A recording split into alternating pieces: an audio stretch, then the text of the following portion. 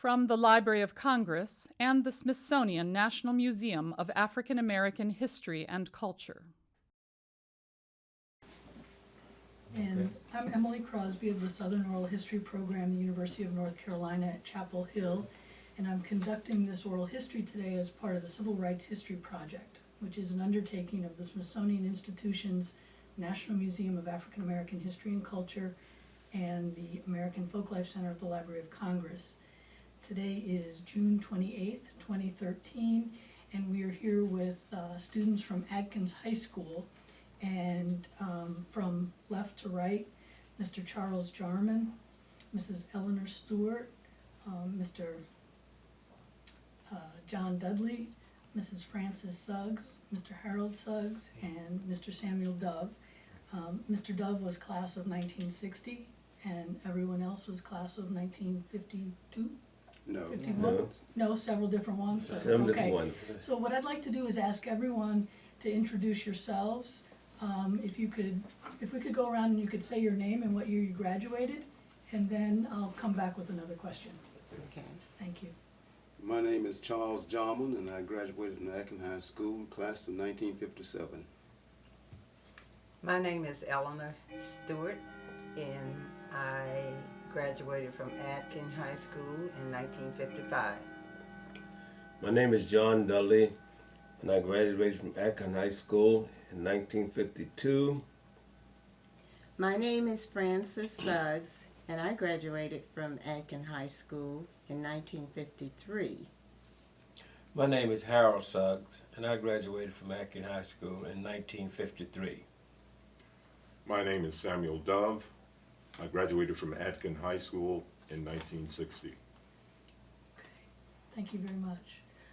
I was wondering if we could start by going around the room again, and if I could ask each of you to talk a little bit about your family background and sort of growing up in Kinston, North Carolina. I guess maybe if you could each speak for a couple of minutes, and then we can do some follow-up questions on your background, and then we'll talk about the protest. Mr. Jarmon? My name is Charles Jarmon. I grew up in Kinston, North Carolina, in an extended family background. My mother and my father did not live together, and I grew up with my mother and my aunt, and she passed when I was 10 years old. My father passed when I was 12 years old, so I grew up with my grandmother and my aunt and uncle. And we stayed in the same place in Lincoln City in Kinston, North Carolina. And in the 11th grade, we moved on, I guess you would call it the cow pasture, but is it on another part of town. And there I stayed until I left to go to the military in 1957. What kind of work did your parents do and your grandparents?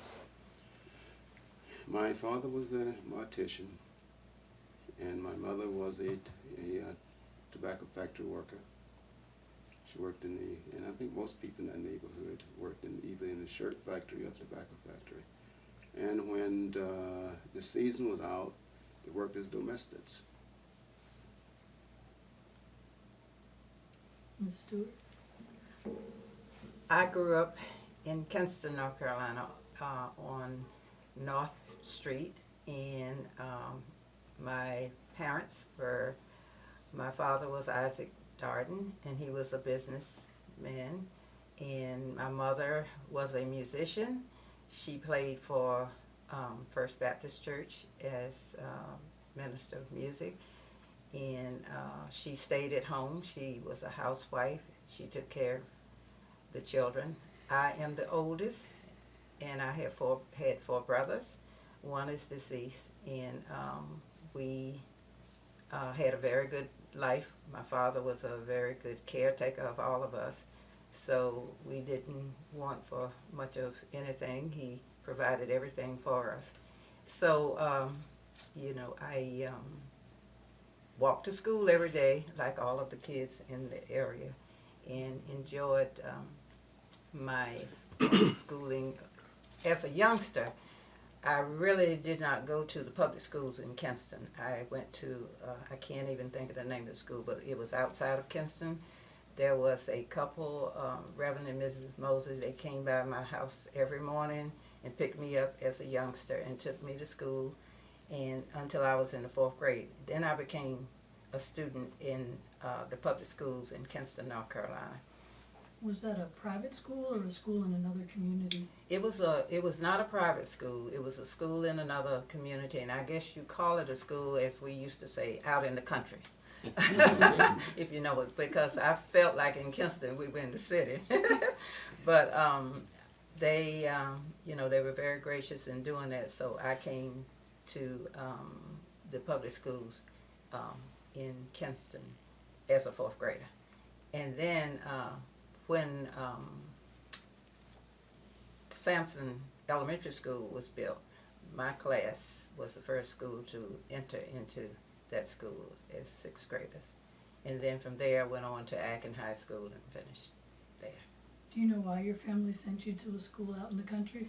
Well, I think that the people, he was a minister, Reverend and Ms. Moses, we were just wonderful family friends, very close. And he was the principal of that little school. And in the school, I remember it was a potbelly stove, and there were 2 or 3 classes in the same classroom, and he was the principal. And I think it went through high school, as I remember, but I never got that far. But they were just good family friends, and was gracious enough to take me along. And your parents thought you would be well looked after, I They guess. did, and I was. What kind of work did you said your father was a businessman? Yes, he ran a pool room, and he ran a club called the Tuxedo Club. It was a private club, and also there was a soda shop that he also ran downstairs. And he built a commercial building in Kinston at the corner of Aiken and Tower Hill Road, which he rented out to a family that was well known in Kinston called the Beaches. And of course the property that he ran belonged to the Beaches, and they were good friends, so they just rented from each other. Very interesting family affair. So that's how that worked. Mr. Dudley? My name is John Dudley, and I grew up in Kinston, North Carolina till 18 years old. My mother and father are deceased, but I did have the pleasure of having them for all of my 18 years. My mother died in 2010. My father died in 74, and they had 11 kids. We moved into Mitchell Wooden Court. My grandmother also lived in Mitchell Wooden Court, but she didn't have anybody at her house. I also had an aunt there, so that kind of made plenty of room for everybody. Now, I lived with my aunt 3 years, mainly of my high school years. I didn't know I was poor, because such as it was, my father provided 3 meals a day, breakfast, lunch, and dinner, which I'm not used to now, but we had that breakfast, lunch, and dinner. Now, at 18 years old, my senior year in high school, I would travel to Atlantic City to work. And that would take me through college. I worked every summer. And 1 or 2 summers, the elder was there. Also, I worked as a kid at a grocery store, and I delivered groceries to Elder's house every Saturday, and some other homes. And I had a good life. And college, I was able to maintain because I worked through college. And What kind of work did your parents do? now, my father was the, I guess you call it a mechanic today, but he was the handyman at Mitchell Wooden Court. My mother worked seasonal work in the tobacco factory. And I do remember after World War II, that she worked alongside many, many German prisoners who worked at the factory. That was very interesting. I guess about 40, 50. That was when they brought them to the city. Quite a few of them ended up in Keston. And she worked right alongside those, and there was never a problem. They were guarded by security. And I guess that's basically it until we get to go for till it. we move the story on. Yes. Mrs. Suggs? Okay, I grew up in a family of about 5 or 6. I had a sister and a brother. My brother is older. They are both still living. And a mother and father who were in the family, and a grandmother and her husband. So we had a pretty interesting family setup. We went to, we grew up we went to school first in Lincoln City Elementary School. And that was a small school, maybe about 6 or 8 teachers. And then we went to Tower Hill Road. And we mainly went to that school because the principal was my mother's nephew, and she said she wanted us to go to a better school. She thought it was better. And anyway, we went to Tower Hill Road and then to Atkin. And life was pretty good for us. My father worked at a shirt factory. I really don't know what he did. I just know that he was able to come home for lunch and watch his stories every day. Oh, really? He rode a bicycle, and of course he didn't know at that time that that was very good for him. And he would come home for lunch every day, and my mother worked several different types of jobs. She worked in the tobacco factory, and she also did domestic work. And then eventually she worked in a Piney chemical company. She passed in the year that I graduated, 1953, the year I graduated from high school. Let's see.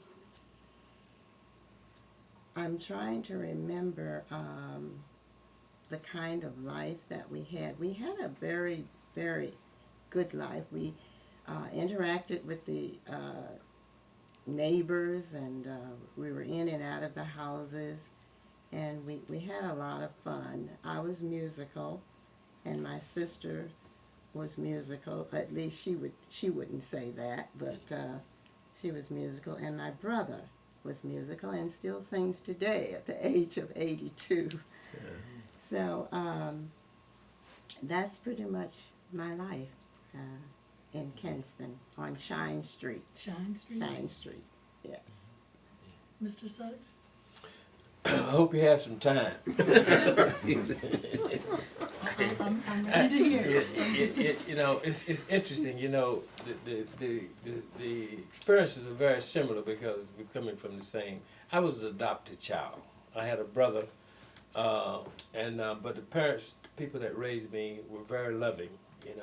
But the situations behind the separation of my brother and myself, were I guess were told to me. So the validity of them, I have to accept them as they were told to me. I was born in a Greene County, which is the adjoining county to Lenoir County, which is Greene County was in a place called Snow Hill, North Carolina. Huckleton, Greene County is usually adjacent to Lenoir County, which is Kinston. I went to school. All my schooling was done in Lenoir County from the first grade right on up through graduation. I had a very interesting I guess you could say childhood. I was an only child of an adopted family. They cared very much for me, and I realized that as the years went on. I met my father for the first time when I was in the 5th grade, my biological father. That's also the time I met my wife, who's sitting right beside me in the 5th grade. And my father bought me a bicycle. If some of you can remember, this, a Schwinn bike. It has a spring in the back. And from that day forward, I became an entrepreneur, so to speak. Seriously, he bought me a bike, and with that bicycle, I got me a paper route. I used to deliver papers. I had 120 customers, and with those customers, they paid me $7.20 a week. Those customers, I got each one of those customers to subscribe to the Afro-American. And each paper that I sold, I got 3 cents for a paper. And we're talking about 1945. So in 1945, I had an income from the papers, the daily paper, and the papers that I sold was $10.80. With that bicycle on Saturday mornings, I went to the A&P with a wooden crate, with the lettuce crate at that time, and then my customers, I delivered their groceries to their homes because at that time, people didn't have cars, and I had a goal set for $15. I wasn't quit until I made $15, and so I did that, and then on Sunday mornings, I went to Sunday school in the afternoon. But on Sunday mornings, I went through the neighborhood and collected their shoes to shine them for church, and so I would work up until enough time to go to Sunday school, and we had a relationship with the guy who owned the shoe shine parlor, that like you had to shine a pair for him and a pair for you, so you get paid. So I did that, and right on up. Really through high school, but also the other reason, I don't know, they mentioned tobacco. Tobacco was a source of income for kids during that, but I didn't like working in green tobacco. I did not. It was too hard to work, and the hours were too long. So I did everything I possibly could to make sure I didn't have to go in that tobacco field. And so from that, and we lived in the housing project, and in the housing project, they would allow you to keep your lawn up because they furnished the lawnmowers, the push lawnmower. So what I did, some of my customers, my paper customers who didn't have children, I'd ask them to let me do their lawns for them, And I had customers, throughout the neighborhood. I would check out a lawnmower from the office and keep it during the summer. And just do early in the morning, I would get up and do those lawns, and then when the kids would come home in the afternoon, from the tobacco field, I'm sitting up under the shade of the tree, drinking Donald Duck orange juice, frozen Donald Duck orange juice. Not only that, I don't have all that tobacco gum on me, so to speak. But and then after that, when my the foster parents passed. The first one died in April of 49. And then, in fact, this is my neighbor. His mother, so they sort of took me under their arm because I was left with everything to do.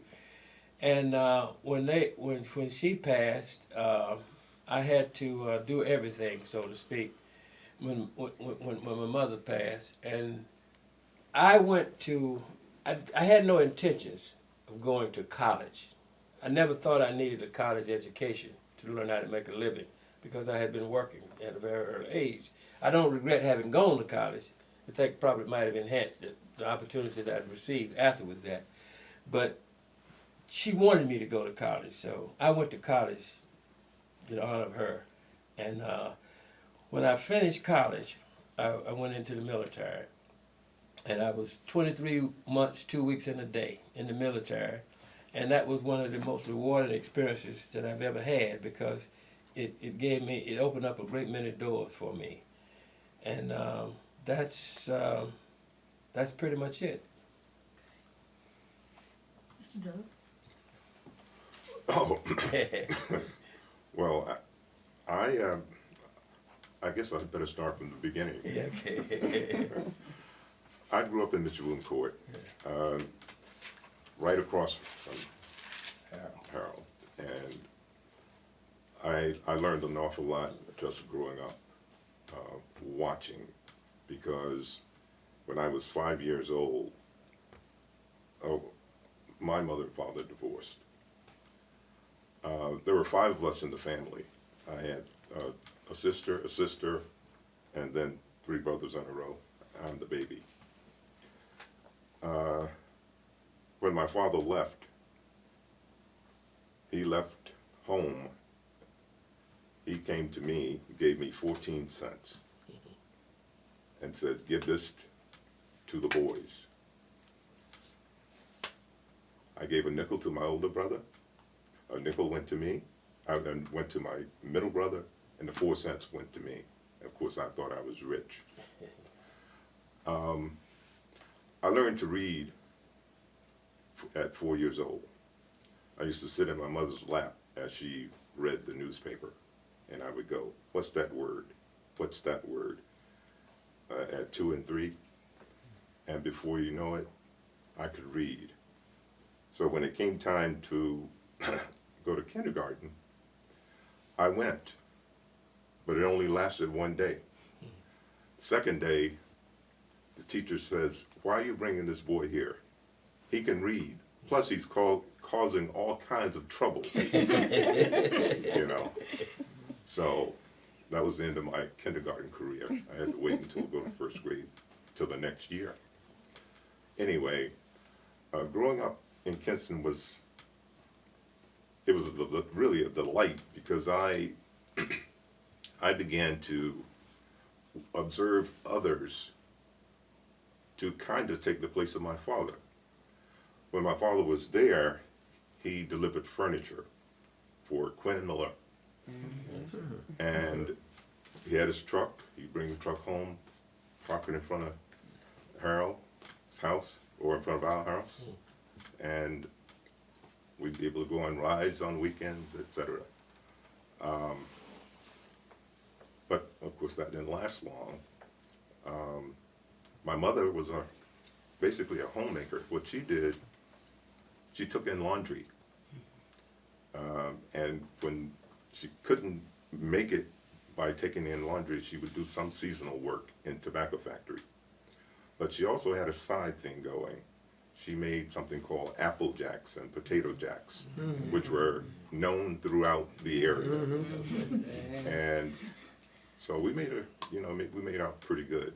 But my brothers had started going to the golf ground, as we called it then, caddying at the Kinston Country Club. So, you pass down the tradition, and at 9 years old, that's what I did. I did it up to about 13, and I ran into a little problem. The guy who beat Jack Nicklaus in the National Juniors that year was the son of the pro at the Kinston Country Club. And he made a mistake one day and called me boy. So I jacked him up on a fence, and I didn't caddy anymore after that. So we had a good life. During summer times, I frequently would travel to the north, to Camden, New Jersey, or to Brooklyn, because I had relatives or siblings living in those places. So I got to see another aspect of life in the United States, other than Kinston, North Carolina, which was really good. I also at that point became an athlete. At Atkin High School, I went out for the football team, made it, and my mother wouldn't let me play. So subsequently I went out for the basketball team, and she didn't want me to play that either, because in Little League I had hurt my knees well, the first time I hurt my knees, I was on top of our gymnasium, and somebody watching the Globetrotters play, and somebody yelled police, and I jumped 20 feet in the dark. But so I was injured, and she really didn't want me to play. So anyway, I wound up being able to play sports, at least basketball. I learned to play tennis by watching people like John Dudley and Calvin Thompson. You know, yeah, I think they may have played too. Yeah, and just watching them is how I learned to play tennis. And one day I got a beat up racket, big hole in the middle, and I decided I'd get one of those waterlogged balls and try to hit it. And of course you couldn't hit it in the middle, so that's how I learned to serve by turning the racket. That way you're not going to hit it in the middle. So long story short, I subsequently did play basketball and tennis in college. But I learned from those experiences. I never took a lesson.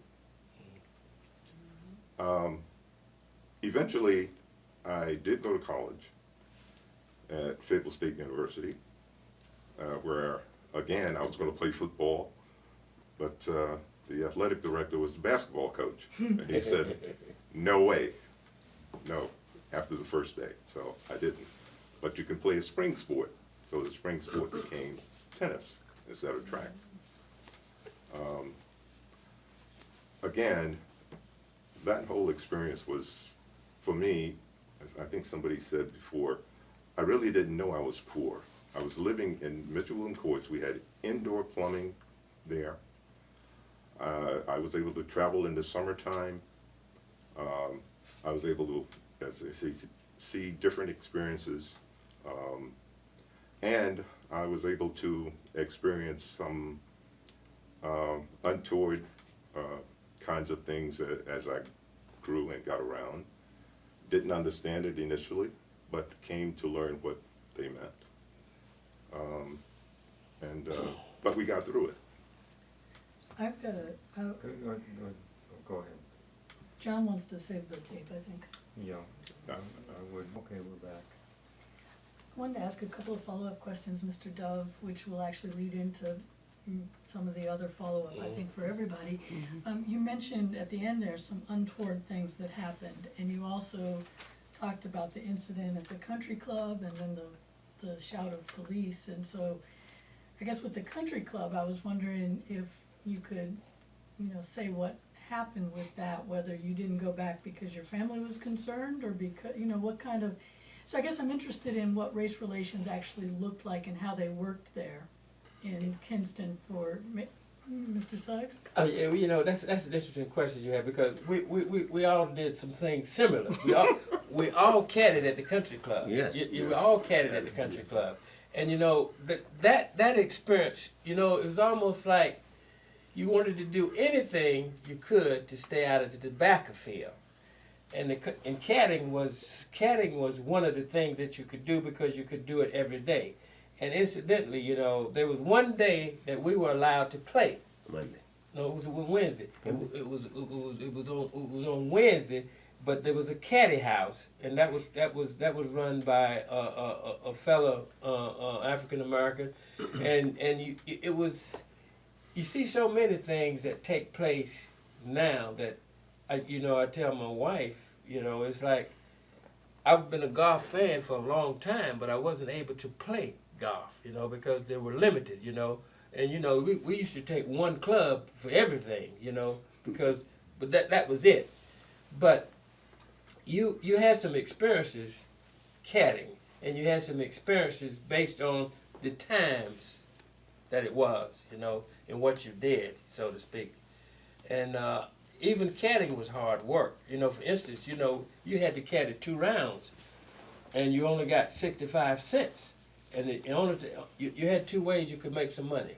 You could either caddy, or what they call now run down balls, or look for lost balls. You made more money finding lost balls than you did for caddying, because you could sell those balls and then you make more money. And so it was an experience that you really had to have lived it to relate to it. There weren't, I guess for lack of a better, you knew where your limits were at the country club, so to speak. And there were some things that you didn't do, you didn't say, and it was just a way of life, so to speak. That's where I'll take up, because I did not accept some of those limits. And when Larry Beck called me boy, that's his name, you can look it up. He beat Jack Nicklaus in National Juniors in 1957, I believe it was. When he called me boy that day, he shouldn't have done it, because I went at him and we fought and I won and I left the country club and I just chose not to come back. I knew that if I did come back, it was because his father was a pro, that I probably wouldn't get any bags. At 9 years old, I started this, and I would carry 2 bags, 18 holes. Okay. Now I wasn't a little boy, because I'm always big, but I was hefty then because I was kind of a rump, you might say, at that point. I just grew taller later, but I could handle myself. And I just want to say something about the tobacco field that everybody talks about avoiding. I did work with tobacco as a hand. We would be picked up usually about 5:30, 6 o'clock in the morning, very early, and we were carried to the employer's farm, and the primers in the field, which is what usually the men did. They in North Carolina, the tobacco leaves are taken from the stalk and put on a wagon and brought to the barn, and then the ladies are sitting around, waiting around, and then there are some ladies that hand the tobacco out of the wagon to the loopers, and I did both. I did handing and looping, and early in the morning that wet tobacco is slapping in your face with with worms and whatnot. But I wouldn't say it was degrading, but it wasn't a very nice way to make a living. I think we were making something like $3 a day, and we would work until after all of the primers had finished priming the tobacco, and then we would have to hang up. That was the term for taking the tobacco that had been looped on the sticks and handing them to the guys that went in the barn. So dangerous, all up into the upper part of the barn to hang the tobacco so that it could be cured. And by the time we finished that, it was time to go. Gummy and nasty, and usually riding on the back of a truck back into the city. And that was usually what a day Let me say, consisted of. the truck she's talking about was a truck was pulled by a mule. And you have to Yes. have a truck driver. That brought the tobacco. And I was a truck driver. I was also. But you have to be very careful, because if you made too sharp a turn or you pulled the line too sharp, it would turn over. I turned one over one time, but they were all mad. But you learn the skill. So you go between the tobacco field and the tobacco barn. At the tobacco barn, they were the loopers and the handlers. How many people would you be? Oh, so you're talking about the driver. You're talking about driving the tobacco. Truck. To the barn. But with the them truck loop. with the tobacco in it. Yes. Okay. Okay. And the thing about driving the truck, once you get back in the field, you would have to wait until the truck is filled. And so in the meantime, you have a chance to look at who's the croppers. I tell you, and so many lies are told, and so many jokes are told. a lot of folklore. Yeah. You can hear the guys, and that's the way to pass the singing and so forth. And it is that way they use to sort of kill the time and ease the pain of the job. Yeah. But yes, I was part of the Golden Leaf Tobacco, and that was part of the product that was produced. Do you remember any of the songs? Well, what's the song? Not necessarily the song, but the Shine, Shine. You want me to This little joke? light of mine. This little light of mine, I'm gonna let it shine. I'm gonna let it shine. You know. Well, no, I mean, this is a joke in terms of how far, I can see. I remember one of the jokes. I can see as far as the Empire State Building. There's a fly on there. He's winking his eye at me. A different kind of, it's kind of competing and dozens and just different kind of Yeah. things that, Trying to make the day go. make the day go by fast. Ms. Dudley? My experience, well, I have two things I want to talk about. Three. First of all, I worked with a Caucasian Jewish guy who married a white woman, and he was ostracized from his family. A very prominent family in Kinston, North Carolina, the Stadiums. I worked for H Stadium. He ran the ladies' shop. The other two brothers ran across the street the men's shop. Now, he had always wanted a restaurant. He said, Dudley, when you graduate, would you consider going to a chef school and run a restaurant for me? He liked me very much. And, but he used to travel also. Although he had his own store, he traveled around North Carolina selling clothes or samples for the stores to pick out. Once we got out of the city limit, he would let me drive. I didn't have a license. And when we got to a certain place we had to stay overnight, he would also first have to find me a place to stay. And if I went to that city often enough, I knew where I could stay. And so I was treated very well in terms of prejudice. But I do remember one experience that upset me. They had just established the bus in Kinston. It used to stop in front of the project, Mitchell Wooden Court. My mother and I got on, and I guess we sat about 5 seats from the back. There was a white guy who came on the bus, and he stood right beside my mother. There were only about 6 people on the bus. He stood beside her, and he said, Nana, aren't you going to get up and let me sit down? There were seats up front, there were seats at the back. And the bus driver happened to hear it. I'm 9 years old. I didn't understand that. But the bus driver said, look, man, we don't need this today. Come, take a seat wherever you can. There are plenty of seats up front. But I never got that. But in terms of being treated fairly, I did pretty good because H Stadium, I worked for him for 3 or 4 years. And we got along well. So that was my major experience with Caucasian individuals. I need to take off on that because I had a bus experience. It was when I think I was 12. I had been to the country club, and that day I had money, I had made money, so I took the bus home. Well, the bus stopped at Queen Street so that you can change.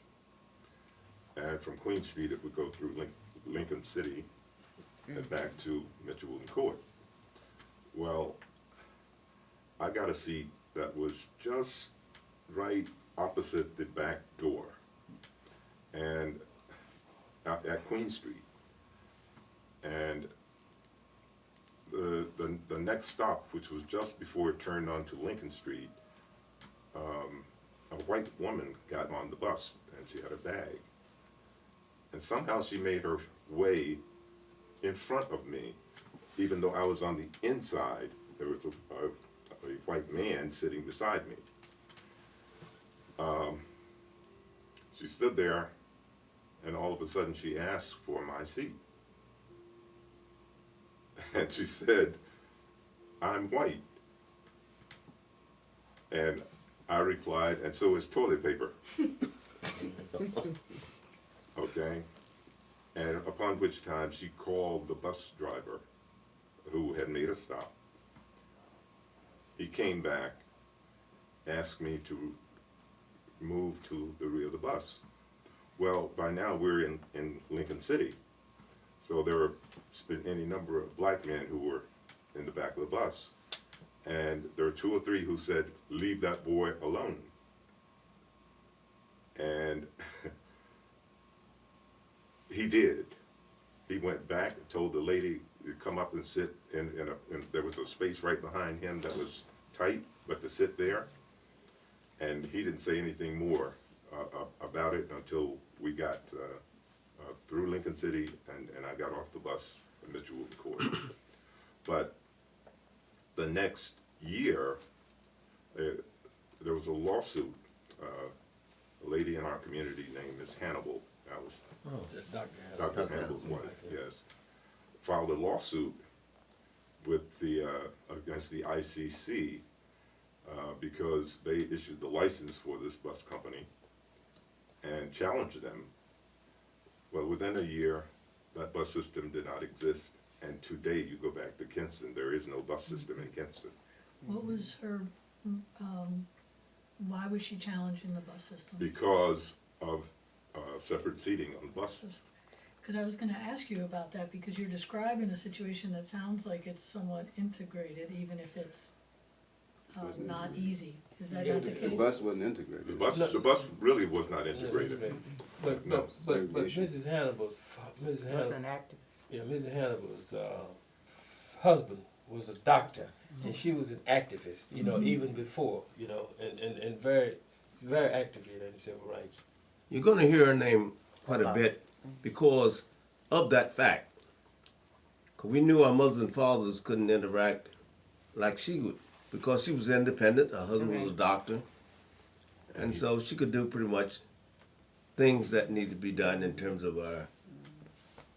activating the situation. His clientele was all black. Okay, all right. And Mrs. Stewart wants to say something, and then I have a couple of follow-up questions I'd like to clarify. Because the men are talking, so I just want to get my little piece in with Francis. I had forgotten, but as a child, I always liked to work. Even, you know, I like to do stuff, so I was out there trying. So Francis, I did get on one of those trucks with a group of kids, and you know, on the corner, and go to work. And so what she told was what I experienced, you know, in the barn, you know, with handing. I was a hander. I didn't ever lose. But what happened to me was I got tobacco poison. Oh my So I had to go to Dr. Hannibal. So that ended my tobacco work. But also, I said, well, let me try the next thing. So I tried cotton. Well, cotton, you had to wear a sack, and you got paid by the pounds that you picked. So I think everybody tried to pick 100 pounds. Yeah. I probably picked maybe 20. So that was one day for me. So you made about 80 cents. Probably so, if that. But what I did do after that, I worked at a drugstore in Kinston called Standard Drugstore. And also, would you believe in Kinston, they had a drive-in drugstore. I didn't work at the drive-in, but that was something unique to Kinston. But I worked there for several years and was watched because blacks, Afro-Americans, could not sit down. So if they came in to get food, you had to go to a counter at the end and take your food out. So that was the experience there. But also I remember going into the 5 and dime stores. One was called Rose's. And you would walk up to get your candy, but if a white person came in, then they wouldn't wait on you. You had to just stand there and wait your turn. So one day, a group of us, we were in there trying to get candy, and they wouldn't wait on us, kept putting us back in the back of the line. And so finally one person said, give me this, all kind of different candy. And then when they packed it up, they said, we don't want any of it. So just walked out. So that was a way of trying to get back, you know, to make yourself heard. So little things like that we did. subtle light.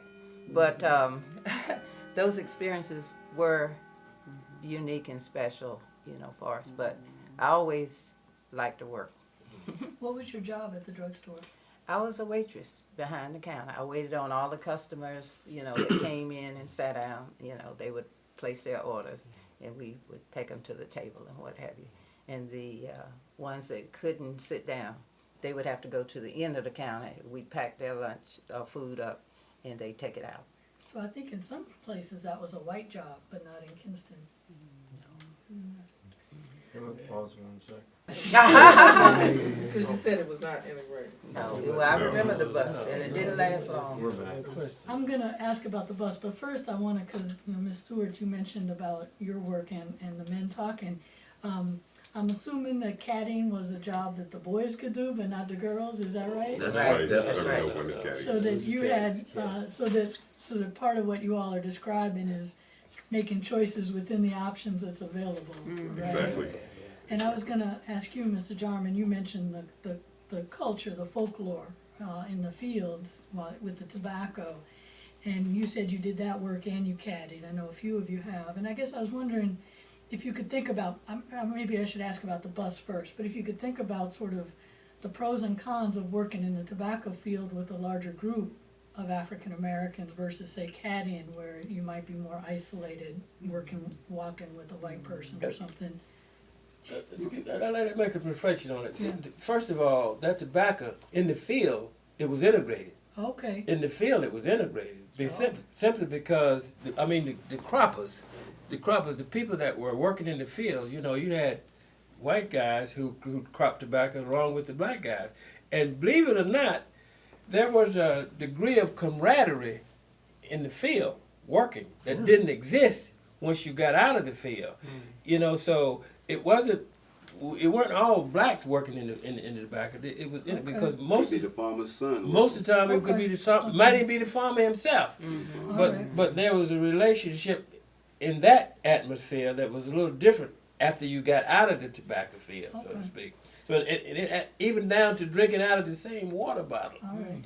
You know, because you know it was so hot, they would ask the trucker to bring them some water, and he'd bring a mason jar of water, and everybody would take a swig. You know, and that was it. I'm remembering lunchtime in the tobacco field.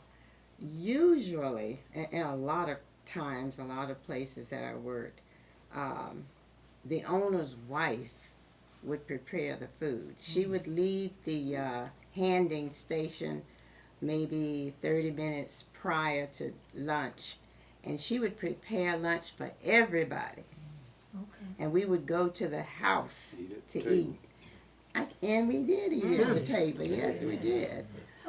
About how many people are we talking about working at a time on a farm? Well, it depends. Well, Yeah. well, what happened there?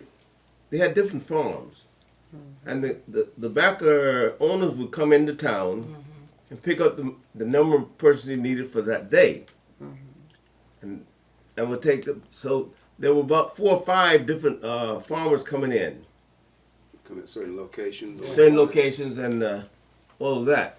But about the food, that was pretty interesting because that depended on how much you made. In other words, if you carried your own lunch, that's one thing. They would always say, $5 a day if I feed you, $4 a day if you feed yourself. Oh, You remember that? I don't. Yeah, Would that I be the remember other that way many around? times. Was that? Well, I said, would that be the other way around? Did I hear that right? Would you make more money if you If you if took fed your own lunch. yourself? Okay. Mm-hmm. The primers or the croppers they referred to, they made more money than anybody else, and that was at 10 hours was $10, $1 an hour. You worked in the field for 10 hours, And this is in the 40s. and yeah, this Yeah. is the 40s, and then you know the people that working at the barn they make maybe $4, maybe $4 a And day. is it mostly men in the field? Men women in the the field, barn? and Yeah, then women women in the and barn. women at the barn. At the barn, And, looping. and in the barn looping, that's integrated too, maybe with the. Well, with- because Sometimes it could have been, could- yeah. Not, could've not been. in my case. Not often. Not but- often. Not often. Okay, so mostly not, but it could occasionally Yeah, be, well- depending on what the situation on the farm. The farmer's wife, you know, she was usually at the barn because she'd leave there and go fix dinner. She'd leave at 11. She would leave at 11 and have dinner and have lunch ready at 12. I mean, it's a spread just like the Ponderosa, you know. And she'd leave at 5, and because you work from 7 to 6, but she'd leave at 11 and have lunch ready. She'd leave at 5 and have dinner ready. Because oftentimes, some of the croppers spent the whole week with the employer on the farm. Where would they stay? What you, Where did Wherever, you know, you could stay at the back of the barn, you know, sleep under there, and you cook corn under the hot ashes, you know, and all. It was just as a way of life. Well, first you hadn't seen anything else different, so you know this is the way it happens, you know. If it was Cunningham, you had little shanties there to Yeah, stay in. Shannon, you know, Cunningham. But Yes. there were times that women worked the field. There was something called suckers, that there were Oh, flowers yes, that grew on yes. top. Mm-hmm. They had to be nipped, Mm-hmm. and I understand they had to be nipped, otherwise it would stunt the growth of the plant. So they were nipped, and that juice would just get all over you. Yes, suffering. But that's different from curing tobacco from that stage. It's in the earlier stage, in the growing of the tobacco plant itself. Yeah, so that's earlier when it's growing, coming up Yeah. to pinch the suckers off Yeah. to make sure that it grows right. Yeah, Yeah. and then curing's after the harvest, part of the Right. harvest system. Yeah. Yeah, I just want to The add. curing is all the way through. okay. On a given day, as she indicated, you would hang the tobacco up. Mm-hmm. The croppers in the field would do that. And then you would have maybe a caretaker who would, depending on what you use, would fire up the Flutes. the flute, yeah, and to cure the tobacco. I just wanted to say at the end of the season, what was kind of rewarding was that they would have barbecue. And I don't know if Francis experienced that, but that was one of the best parts. You wanted to stay with that farmer because you knew that, and barbecue was something special in Kinston, North Carolina. It's nothing like North Carolina barbecue. I don't know if you've had it. That'd be a big celebration. for all the But they would workers. prepare the pigs and everything, and we'd sit at the end and just have a good time. Don't at the forget end the of season. watermelon. Oh yeah, but that you know, there's so much history. In fact, they had a radio station there, WFTC, World's Foremost The Tobacco Tobacco Center. Center. That's what that stands for, World's Foremost Tobacco Center. And it's just so much. That's why I asked you, did you have the time? You know, because everybody here could tell you a story for pretty much all day. And going back to the golf, North Carolina State had a group they called the Wolf Pack. They used to come. They used to play. They lived in the area, but they took over the Kinston Club on Wednesdays. They took the Wolf Pack, and I remember that there was a guy who was a very prominent golfer. He was a doctor. Called him Johnny Fabo. Oh, yeah. Johnny Caddy Fabo was and Dr. Hyattsville. They all came out, and I remember them because I used to caddy. I used to caddy for them. A guy named Slim and Mr. Bolden. I remember Slim Montgomery. he had a putter he called Bull Dick, you know. But he was one of the cheapest golfers though that I'd ever run into. You know, you got 65 cents for 2 rounds of caddy, and he'd give you $1 and want his 35-cent change back, you know. And I never forget that. But you know, those are some things that you just will never forget. You will never forget. But anything that you could do to stay out of that tobacco field, I did. And getting back to her father and the beaches. The beaches in Kinston, there was a pretty prominent name. Right. They used to sponsor a lot of talent that would come to town. I don't know, they had a lot of artists who used to come. They used to call it the chitlin circuit. One-nighters. You're like James Brown, Amos Milburn, Charles Brown, Ruth Brown, Buddy Johnson, Arthur Prysock, all those people. Larry Donnell. Larry Donnell. They would come to Kinston. Kinston was the hub.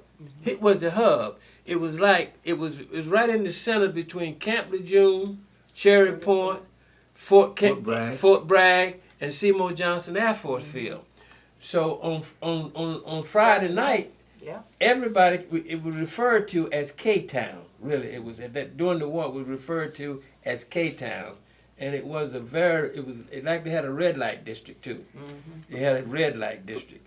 Everything that you wanted, you could get if you knew where to get it. And I was going to say that's when I began my entrepreneur. Very No. unusual place. Yes, it was. What happened was I was scaffolding before it became prominent up here. Scaffolding is good because the servicemen had to come to Kinston and buy their tickets, but they had to get in line, so to speak. So it would cost $2 to go to the dance. But, you know, I used to buy a bunch of tickets and wait until the servicemen would come. Because I would tell them, you know, like, you can pay me $2 and you don't have to stand in line and you got more time. But I was buying them for $1.50 and I was selling them for $2. That's a pretty good markup. Oh, no question. Mr. Dudley? Now, the interesting thing about Kinston, being around those base and Army bases, Marine bases. meant that we had to grow up real fast. Because we had sisters, and many times those soldiers would come in and kind of plot to take over. But we had to defend the rights of our sisters, and that meant we had to do some little things that we didn't really want to do. But we did what we had to do to defend our honor and our sisters. And that was every weekend. And they used to come to town, and practically every weekend, going back to camp, you would hear of some major accident. I would say on a monthly basis, you would have these 3 soldiers being killed during that month. Having looked it up and going back to the base. What kind of incidents would you have with your sisters? Well, they came in to date the girls. Many times they were our girlfriends. And many times we had to confront them. And if they didn't want to cooperate and leave your girlfriend alone, you had to deal with it in the dark. That's much more to say about that. But I was going to add that my father did run a club. It was a private club on North Street. And there was another club before his club called the Cotton Club. But on Friday night when those soldiers came in, you could not get down. That's just, I mean, they just came in droves. They would not only be in the club, my father had a window that he could look out because his customers, you know, they were screened. You know, he didn't let anybody come in. But they would just, if they couldn't get in the club, then they would stand in the street, you know, and they would just congregate. It was just an amazing kind of thing that they loved. But I guess it was like you said, it was a hub. Yeah, it was And so they all came to Kinston. It was sometimes called like the Little New York. Sugar Hill. Yeah. And I guess we have to remember the times. There probably weren't any other places That's true. that they could go because mostly the black soldiers, they were just like us. We were black and we had our problems. Right. So they had their problems as far as places to go. Yeah. And was this mostly during the war, or was it after the war as well? It was after the war. After the war. Somebody mentioned the war, and I wanted to make sure, because it sounded like it kept going. Yeah, it was definitely into the 50s. Let me ask one question that I hope is easy to help the transcriber out. Can somebody spell, is it Mitchell Courts? Mitchell, Mitchell, Mitchell Courts. Mitchell Wooten. Mitchell Wooten Court. Mitchell Wooten Courts. So how do you spell Wooten? W-O-T-E-N. Okay. Okay, and then I want to go back to the buses. You said, you all said that they were segregated, but you mentioned that you were sitting next to a white man. I A was white man was sitting- sitting next to you. Yeah, he was sitting next to me. Okay. So how does that work in the context of the segregated buses? Was it Well, I somewhat was sitting flexible? first, and he came on. Right. As a matter of fact, he came on in front of the woman. Oh, I think what you mean. There wasn't a white bus and a black bus, so to speak. It was a transit system Yeah. that picked up throughout the community, and you know, blacks and whites were allowed to ride the bus. Right. There weren't two separate bus lines, so to I speak. think her point is why we're just sitting on the same bus together. On the same seat. Yeah. The Sit same together. seat. Oh, yeah. But Yeah. the point is, whites have always had a privilege to do what Right. they want to do Mm-hmm. and sit where they want to sit, but you couldn't do it vice versa. Right. Mm-hmm. You can't- That was the essence of it. And I recall one experience, I must have been about 5 or 6 years old, and you have these little strings on the bus, You know. and I was pulling them and just playing with it, and the guy with blonde-headed fellow said, "Woman, shut that boy up." And I remember that today, with the sarcasm and all those kind of things. And she said, "Yes, sir," or something. But we were almost on Simon Bright. I also went on Bright Street by the Simon Bright Apartments. That's where we got out and I walked, because I lived between the white and black community. Now there was unwritten rule that white folk sat up front, and there was and black folks sat in the back. Now, if the bus began to get crowded, black folk would have to get out of their seats in the back and start moving back.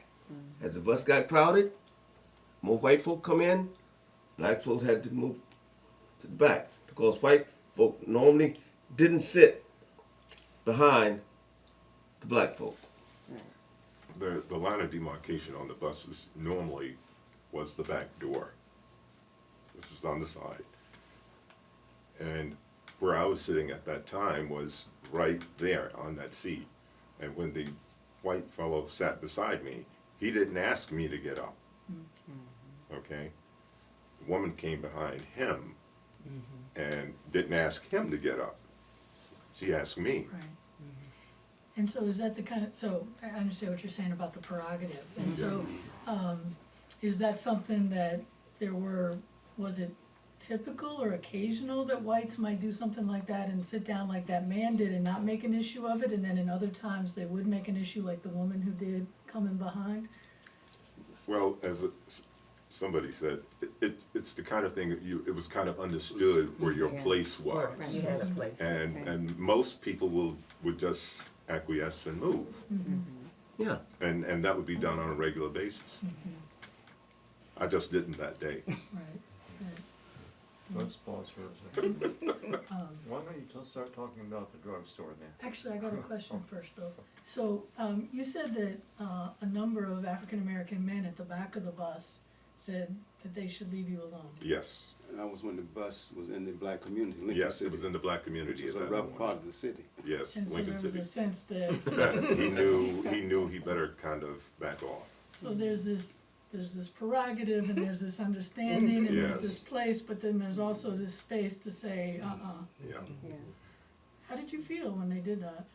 Oh, I felt that I was taking a chance, number one, doing what I did, but when I heard these voices in the back, I said, oh boy.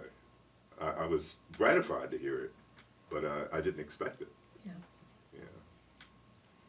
the drugstore. Yeah. Yeah. Which standard was it? Was Number it the 2. one- Okay, well, I Standard worked drug number 2. I worked there. This was 2 weeks after Greensboro, the sit-ins, February of 1960. I was a senior in high school, and I had cooked up a kind of a scheme to integrate standard drug number 2 with a couple of friends, brothers, Curtis Henderson and Tom Henderson. I asked Curtis to dress as an African diplomat, and he did. His brother was going to be a lookout. We were going to standard drug number 2 to get him served. I was going to be his interpreter. I knew that Ghana had just gotten its freedom the month before. And when we went into standard drug, he sat at the counter, and I told him all he needed to say was Umgawa and some derivative thereof. and he would say that to me. He wouldn't say it to anyone else, and I would interpret for him. And I was going to interpret in French. So I let the waitress know what he wanted to eat, and that he was a diplomat from Washington. He had the appropriate dress on and so forth. She didn't know what to do, but she wrote the order down, the waitress. No, wait, no, did she understand French? No, I talked to her in English, Okay, but so where does the French come in? that was what I was saying to the diplomat, Okay, okay?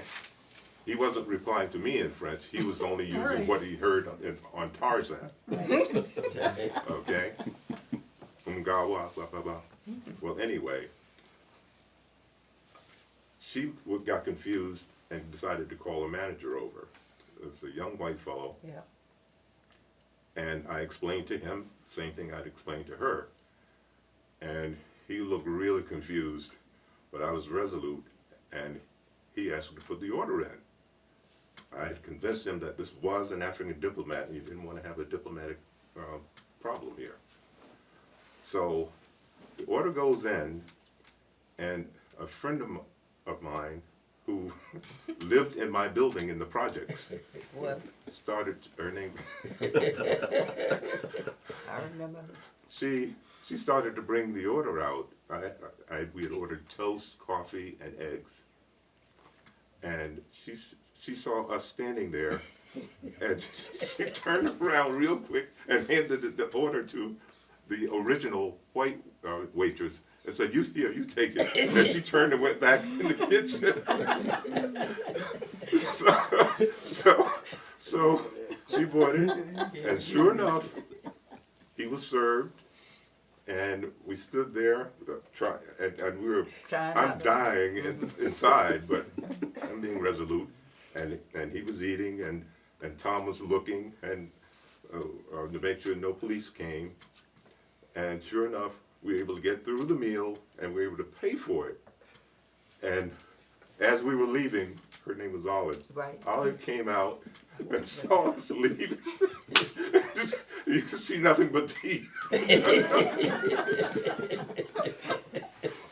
We got outside and we ran back to East Kingston the fastest that you could. We must have broken a 100-yard dash that day. True story. Yes. And when I was working at Standard, Olive and I worked together, so I knew exactly what he was Yeah. talking about. Yeah, I thought she was going to drop the dish Oh, when she yeah. saw us. So I never sat. I stood all the time Yeah. and did the interpreting, and I So- didn't eat. so they didn't recognize you, they didn't know you from around town? No. And so it wasn't a place that you went on a regular basis? I had been there, but they didn't know who I was. It wasn't, Yeah, yeah. yeah.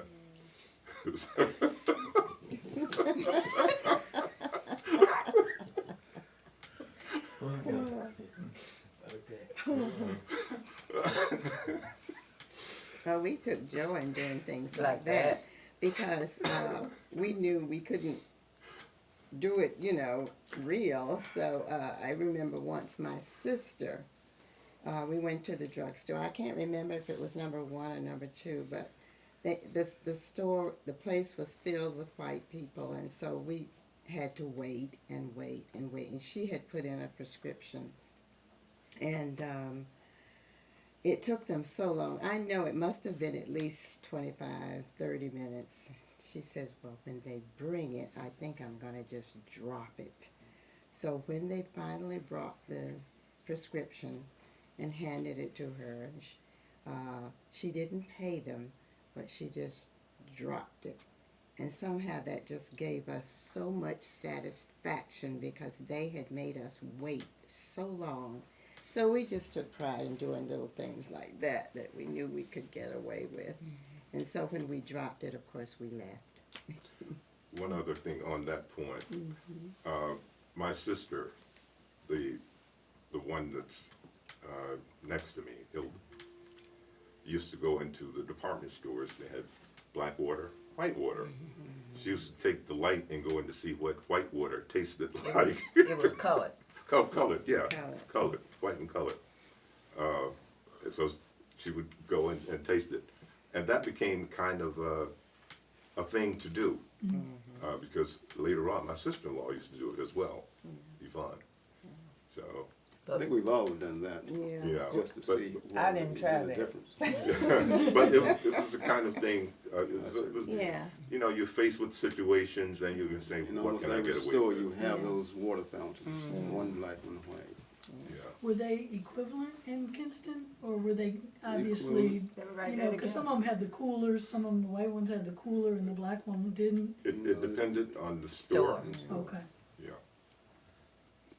Now, another subtle way of getting back. I was an avid baseball fan as a child. Who won a glove. They could put my name. When I went to get my glove, the question was whether they're going to award it to me at the ballpark. But did the right thing and gave me my glove. But it was the Kinston Indians was a team, still this today. And right beside the stadium, there was a railroad track. And there were some supplies in there. Budweiser beer.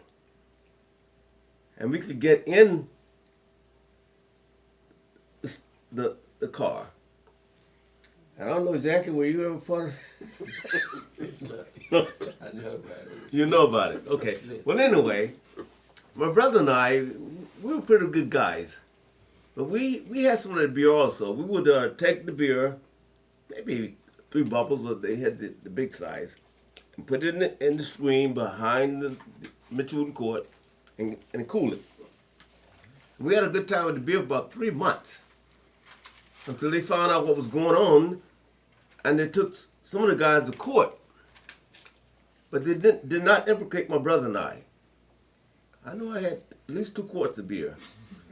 But they didn't implicate us because we were supposed to be pretty good guys. So they got the guys in court said, "How many beers you drink?" He said, 1. How many? 2. How many? 3 maybe. And that went on and on and on and on. But that was just a subtle way of getting back. Subtle way of getting back. Were most of your interactions with whites either through work or in public places like the drugstore? Well, I indicated that I lived on Reed Street, which was at the edge of Lincoln City. It is either going into or coming out. But next to me was a apartment complex called Simon Bright, mostly poor whites. And they were not much any better than we were in terms of finance and so forth. But there was a guy called Bo, a little white fellow about the same age, 9, 10. And we would go out to the sand hole. We had sand holes, didn't have swimming pools then. And we would go out and swim and then come back. But that was my type of experience, except that, like Jackie, I shined shoes as well. And I wouldn't have to go through the apartments. I couldn't, they were not well-to-do enough in the apartments to have the shoes shine, so I had to walk through the apartments to the better class of white, not say better class, economic class. And I shined shoes and walk all the way to the bus station. And we shine the shoes and come back. And that is what I did on Sunday mornings. And so I had my money that I was making that time all the week. So that was my experience with Yes, sir. My experience was sort of negative because I also loved to go to the movie. And in order to get to the movie, I had to walk down Main Street, pass by the white theater to get to the black theater. And invariably, these white kids knew we were coming. And that was a tough time. They threw rocks. Every Saturday, they'd be in waiting for us. They threw rocks. And that was a very harmful experience because we just have to do a lot of running. A lot of running. The girls didn't have that experience probably. Well, I But we did. You did? I am not going to the movie, but I used to ride my bicycle to my aunt's house. I lived on Shine Street, which was, I guess, lower Kinston, and my aunt lived on Macon Street, which was a little distance. And I had to go. We used to ride the bicycle through the mill, which was so dangerous. It was the wood mill, I believe. And right there, immediately after I would leave the mill, I went into what we used to call, it was a very bad white section. And one day, I was cornered by these white boys, and they took my bike and knocked me off my bicycle and spit on me. And I got up and finally got to my aunt's house. But I did that. That happened to me once. But it was a frightening time to go through that area again, you know. But it did happen to us, too. Did they keep the bike? Were you able to get the bike No, back? they gave me the bike. They just wanted to... They just harassing you? Yeah, just knock you harassed me. off and all Just that, and harassed then- me. Yeah. Let me, well, it's first. We're back.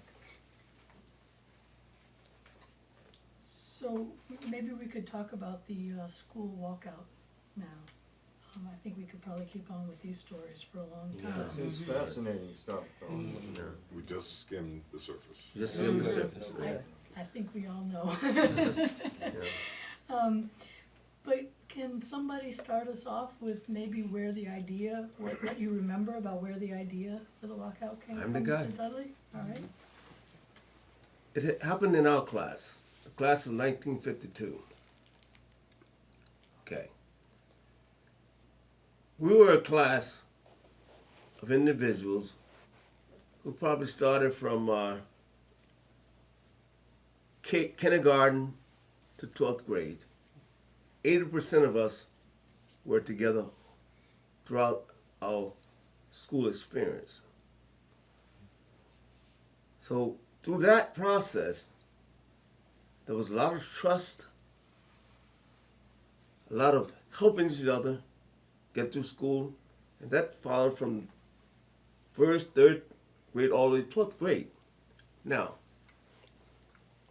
so that kind of tells you about the interaction and the love we had for each other.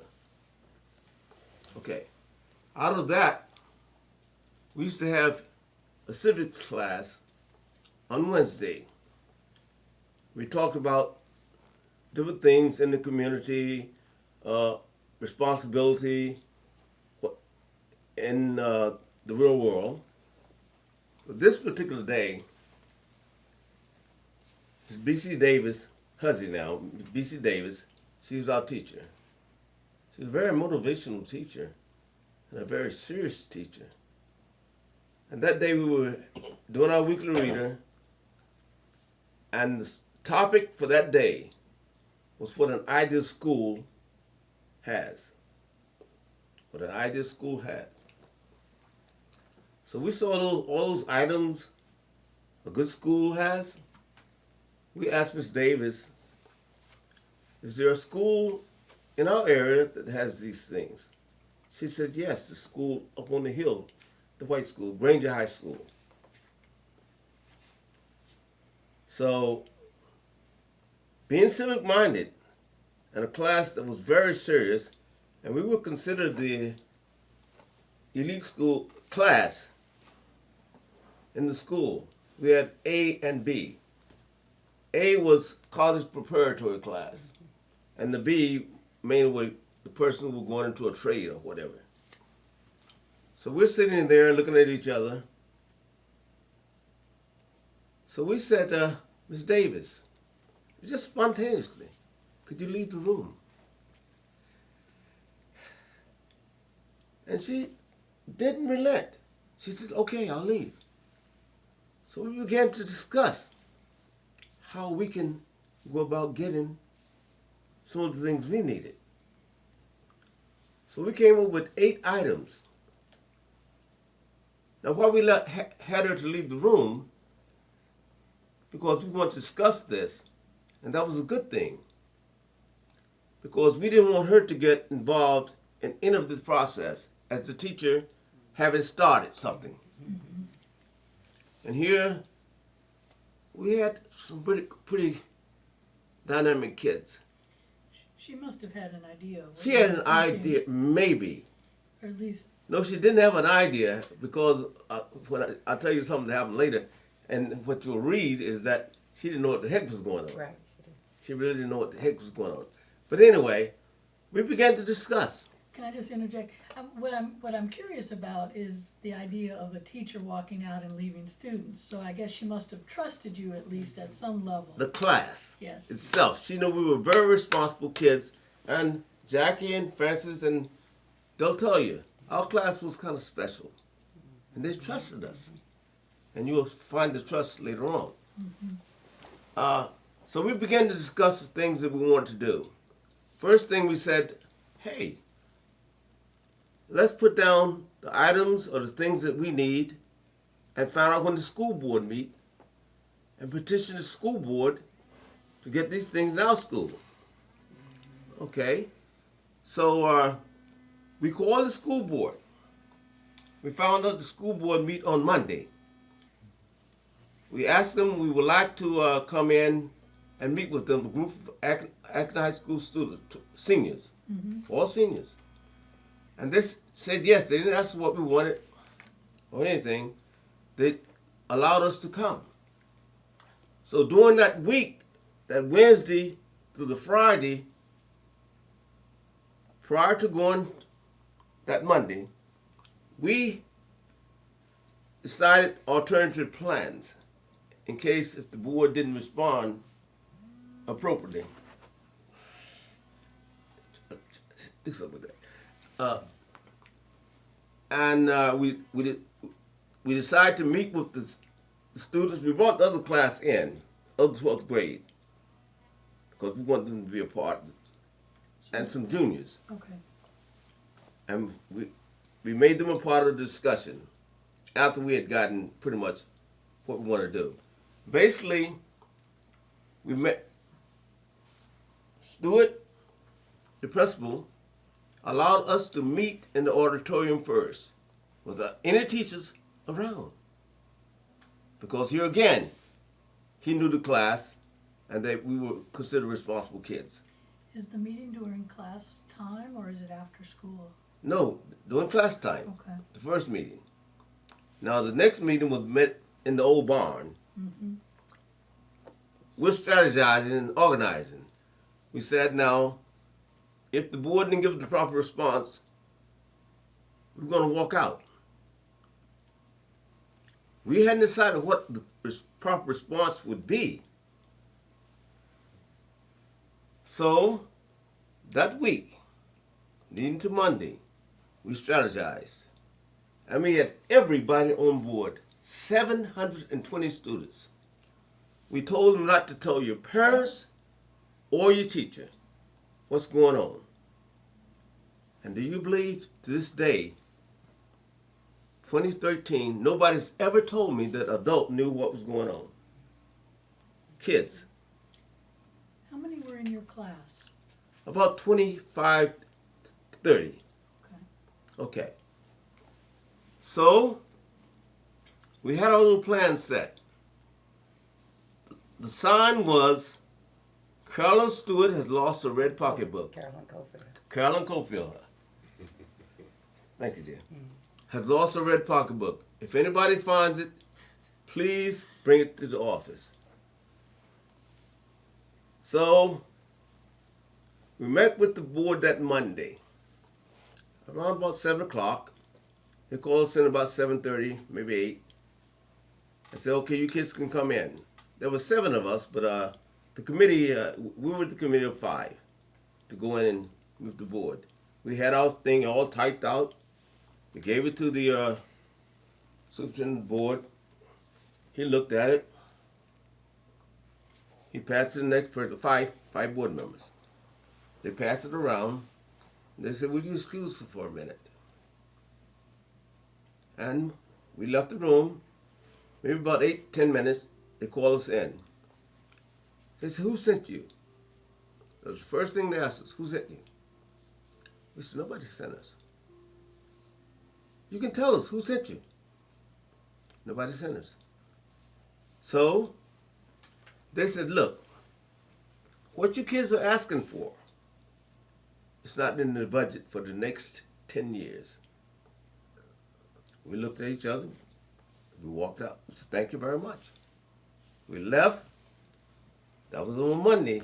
That Tuesday, the announcement was made. Now, there's a little confusion about that because I did announcements every morning for about 5-6 minutes of what's going to happen for the day. Frederick Thompson and myself. And I really made the announcement. We made it together. The secretary always wanted to say that she made the announcement. So you may come into that. But I made the announcement. Even if I didn't make it, I told her what to say because that was the line for everybody to get out of the seat. And do you believe, when I made the announcement, 720 students got up out of their seats, orderly, went and picked up the placards that we'd already made up in case the board didn't respond properly, and we marching down Queen Street. Marching down Queen Street. No incidents. People were curious to what was going on. Teachers running around, what's going on, what's going on? And we gone.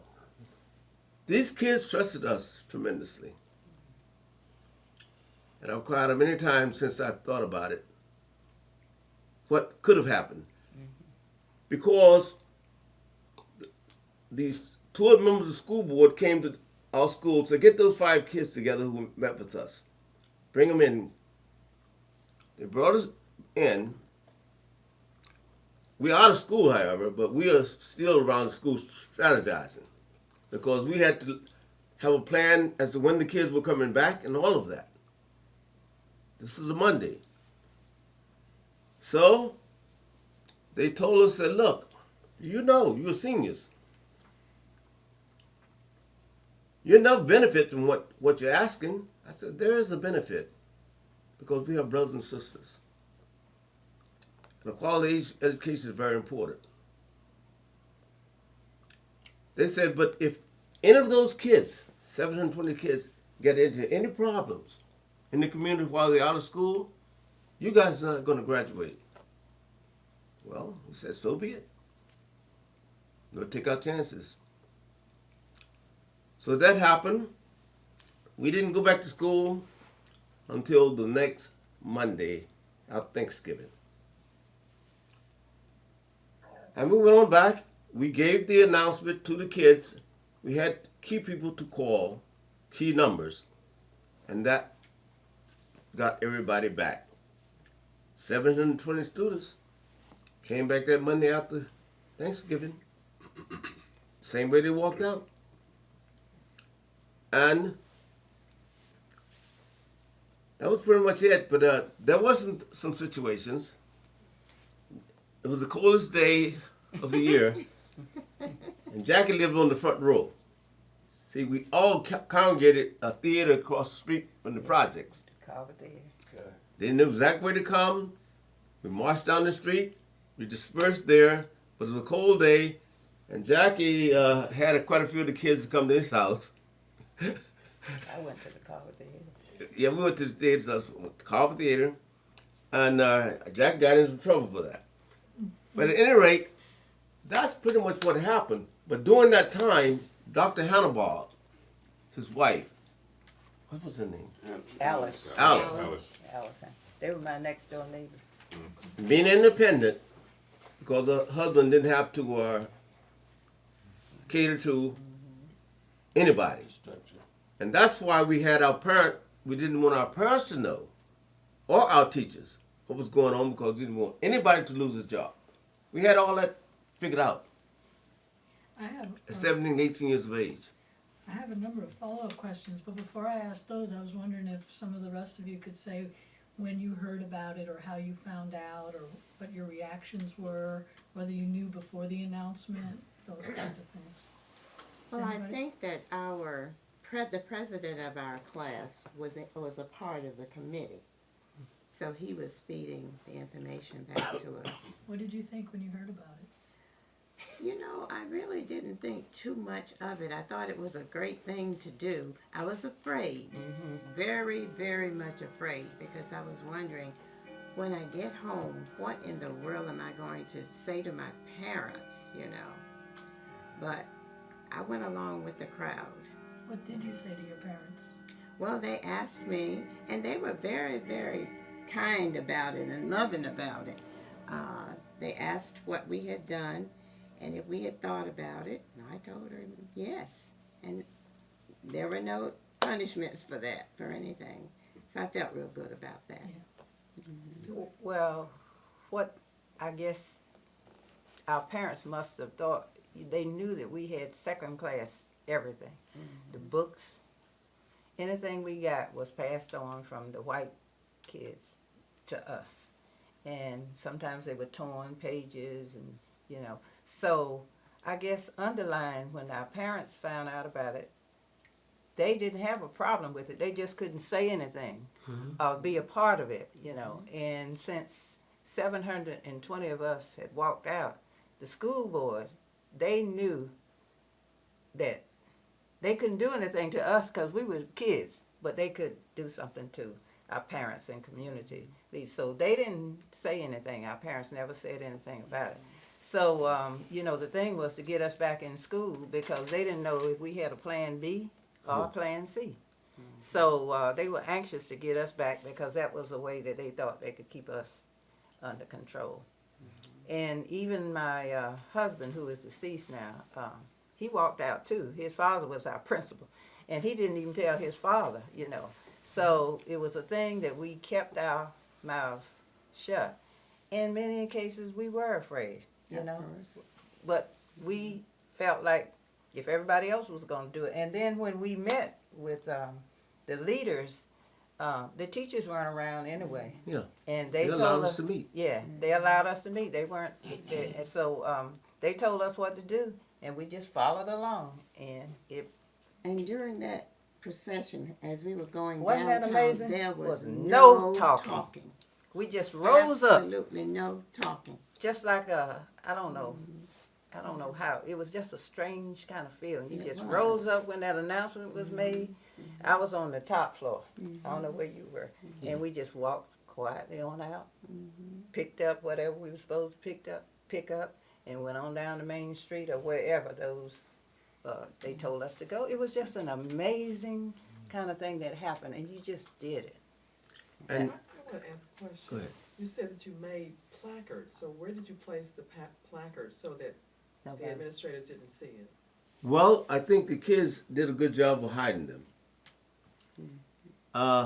We didn't have them to bring them any particular place, but we told them, be careful how you do it.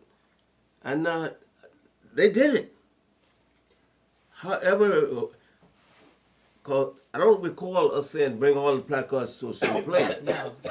We didn't do that. But when we walked out, wherever they got them, they had them. Yeah. And we were going down Main Street. You remember what any of them said? Do you remember what any of them said?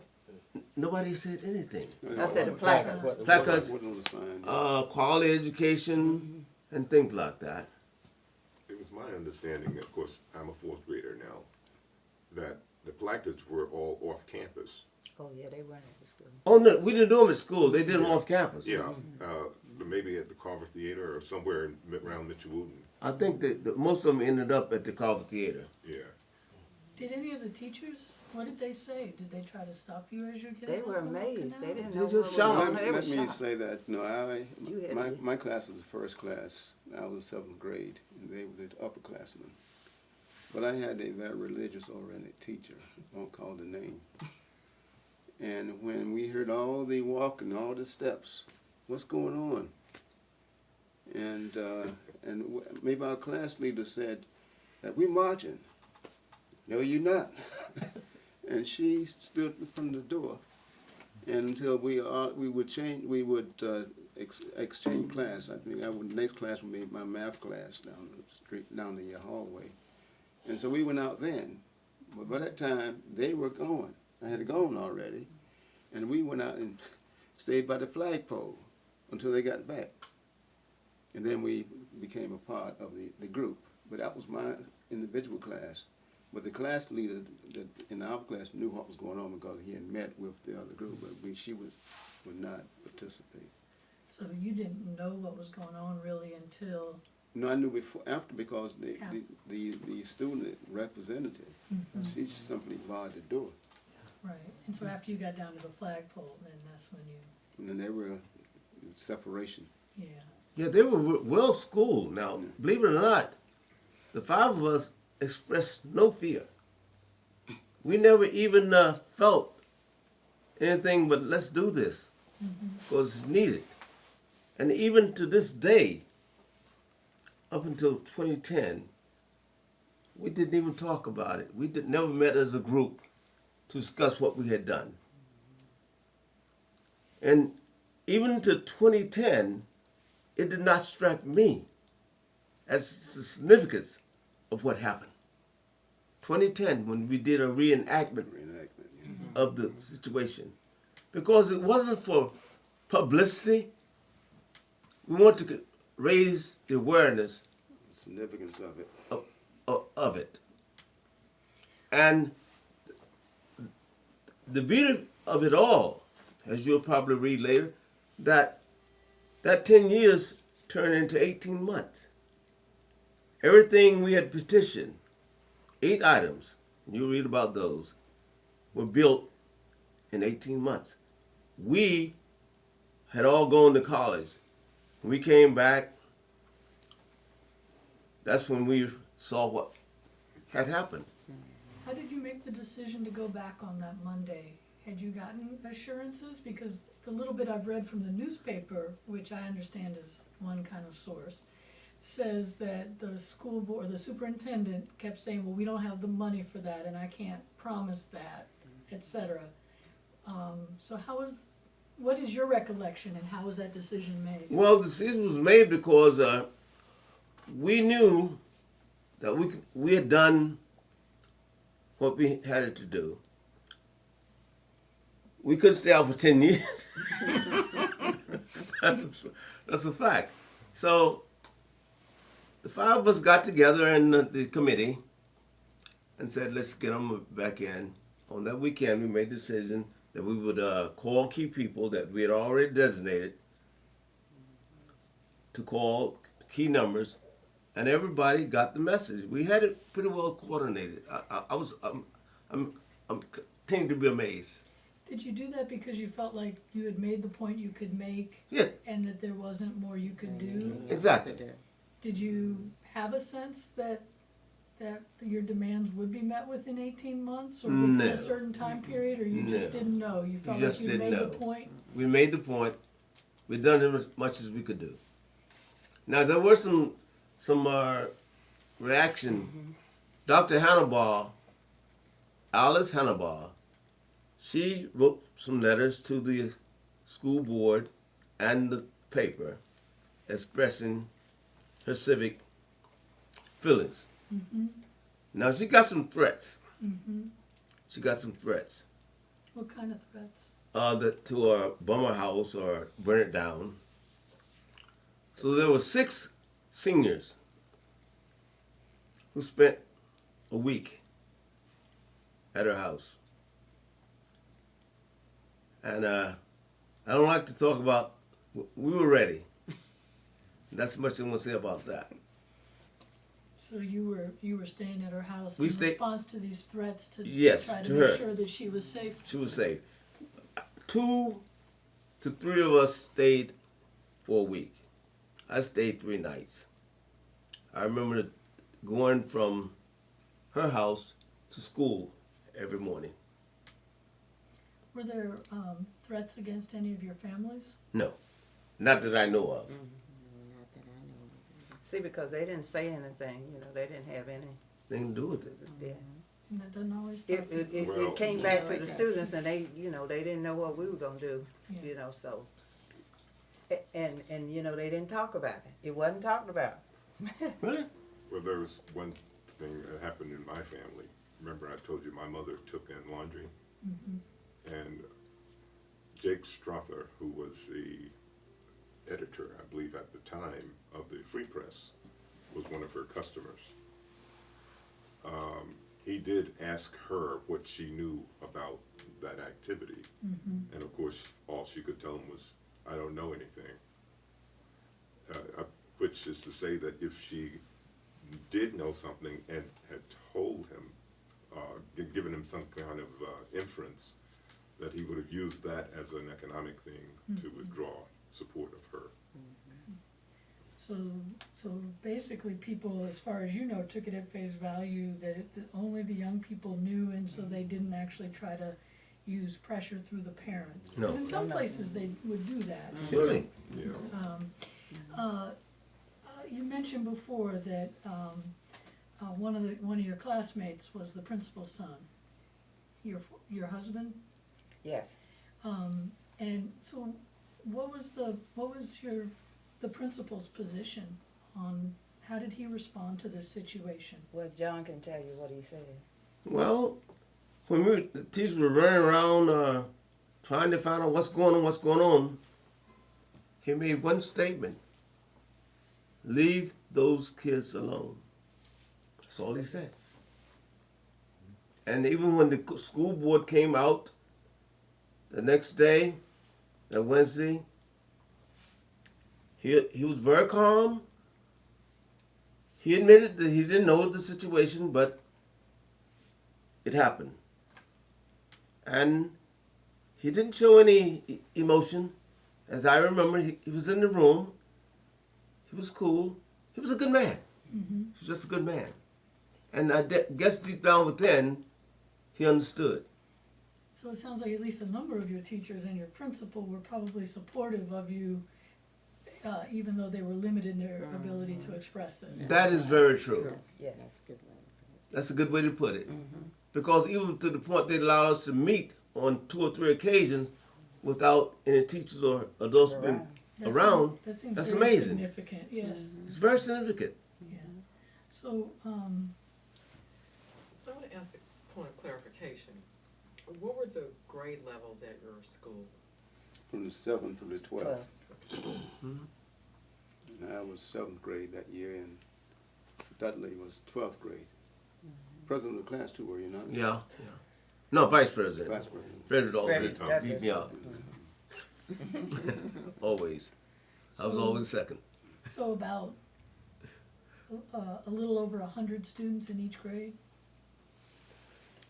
Each grade. No, We only had 2 7th, no. Did they have 2 7th grades? Just 2 7th grade 2 classes. 7th grades. 7, 8, 9, 10, 11, 12. So that would be 6 grades and 720 students. So I'm trying to figure that out. We had like A and B, A and B and college prep, and yeah. I think each grade had at least 2 correct. classes. Right, okay. At least 2. 2 sections. A 2 and B sections. That's what we Yeah. A and B section. But when it all ended up, we received state of the art. Our gymnasium was state of the art. Largest building on the East Coast. We had the home economics suite. We had what else? We had classroom, band room. And Everything we asked for Yeah, everything. And so this. and more. So And you more. said 18 months, so I'm thinking, so this is like mid-53, so this is while the Supreme Court's actually considering Brown is one of the new facilities, so this is in at least the backdrop that probably the school board and superintendent are at least somewhat aware that the Brown case is going on. And there was a similar case up in Virginia, but not led by the students. I wanted to ask about that, but, yes, sir. I can give you context on that whole scenario. There was a case in Virginia which was led by the daughter of NAACP president, Barbara Johns. yes. Mhm. And there's a case in South Carolina, one in Delaware, and the one in DC, and of course the one in Kansas. Had we litigated, that case would have been joined with the one that would ultimately became Brown versus Boyd, but we did not litigate. And the other unique thing about it, of course, you just stated, is that this was completely student-led, no adults really involved. Barbara Johns' father advised them all along the way. Emily, I need to, okay, we're back. I actually wanted to ask that because your walkout is November 51, is that right? Right. And in Prince Edward County, the walkout that led to the case coming out of there at Moton High School was organized in late April of 1951. Right. And so I wondered, I know that they got some publicity, and so I wondered if any of you had been aware of that, or if this is, you know, like one of those situations where students in a number of places are having similar reactions. No, No, That no, you was didn't. never part of our discussion when we organized this thing. We didn't know about that You situation. didn't know about it, yeah. It's interesting that students in Yes. multiple places are coming up with the same initial strategy. Now, you mentioned that you were reading in the Weekly Reader about the, what's an ideal school? And you asked your teacher where would one of these be. Did you all have much awareness of what the white schools were like at that time in the community, or think about those differences? Yes, to some degree, especially with the athletic department. We knew they were on a level higher than us, simply because our athletic equipment, and we had a pretty good athletic team, basketball and football. Oh, yes. Great. Our equipment were hand-me-downs from Granger High, and we only got those because we had a young man, Mr. Busby, who worked for the recreation department, and he used to work. We didn't have what little boys and girls club like they have now, but he knew that we needed some equipment from which to participate, and he used to go and collect that used equipment that Granger High had and bring down to us. And you know, when I think about it now, it's a miracle that some of us are still alive with the inadequate equipment that we used for our athletic teams, especially our football program. We had what we called them Halloween helmets, but what they call lanterns. We used for helmets, headgear. By the grace of God, you know, none of us got seriously injured. And in 1953, after they graduated, we won the state championship for North Carolina. We won the state championship. We beat the Little Blues of Raleigh for the Eastern Championship. We beat Dudley High for the state championship. And we didn't have a place to play. We had to have the championship for the state of North Carolina football in 1950, school year 52-53, was held in Kinston, North Carolina. And we had to play that at Granger High Stadium because we did. And the only reason we got to play there is because our coach and Granger High's coach, Mr. Grass was his name, but the Granger High coach was Mark. Frank Mark. And our coach, you know, coaches, you know, they you know, that there wasn't so much of that with coaches. He knew we had a good athletic team, and he had them to give us permission to play the state championship game in that stadium. And here you would have thought, being the state champion, we would have had the support of the community. Not to mention the fact that when we got ready to get awards in our jackets, what we had to go through to be recognized as being state champions of the state of North Carolina. Let's go back. Let's go to the gym. Can you say some more about what you had to go through to receive the awards? Or not the awards, I mean to get recognition, to get, you know, in other words, you know, you win a state championship, you get jackets and emblem, but in most instances the community would grab you and give you the support. We didn't get that. We had to do fish fries and raise all kind of money to raise the money to get people to get jackets for the championship football team. In other words, there were no awards, dinners. There were no and awards, there was no receptions. Wasn't a recognition, big you know. player. Yeah. But we went undefeated our senior year. We only had 2 points scored on us our whole senior year, and that was a visiting school from New Bern, North Carolina. They came, we played them, we beat them 7-2 for the chance to represent the East in Raleigh during the Thanksgiving holidays. And we went to Raleigh, and this game was broadcast in Raleigh, and we beat the Little Blues in Raleigh, and then we played Dudley High the following week for the state championship. So, And the year before that, we had a team that went 8-2. I played on that team. So, but I wanted to get to the gymnasium. As you're going to read, the gymnasium was built by students. So is this The part early of, one, of the early like, one. And was this part of like shop class? or yeah, was that's this right. part of- Vocational education. Yeah. they built the gym. Now, the gym was so small that everybody almost was touching the line. It had no seats. You can imagine this being the gym. This right here is a good example of this is the floor. This is the floor, and everybody else is standing around during the game. That's the gym floor. And the potbelly. And on cold days, you had a pot-belly stove, and somebody could have gotten seriously injured. And so there were a lot of things. I remember one game where, oh, I should tell this, but anyway, I'll tell it. One of the girls from the other team took the ball out of bounds, and somebody stuck a pin in her. And she went to the ref, and the ref said, "Who did it?" And she pointed at me.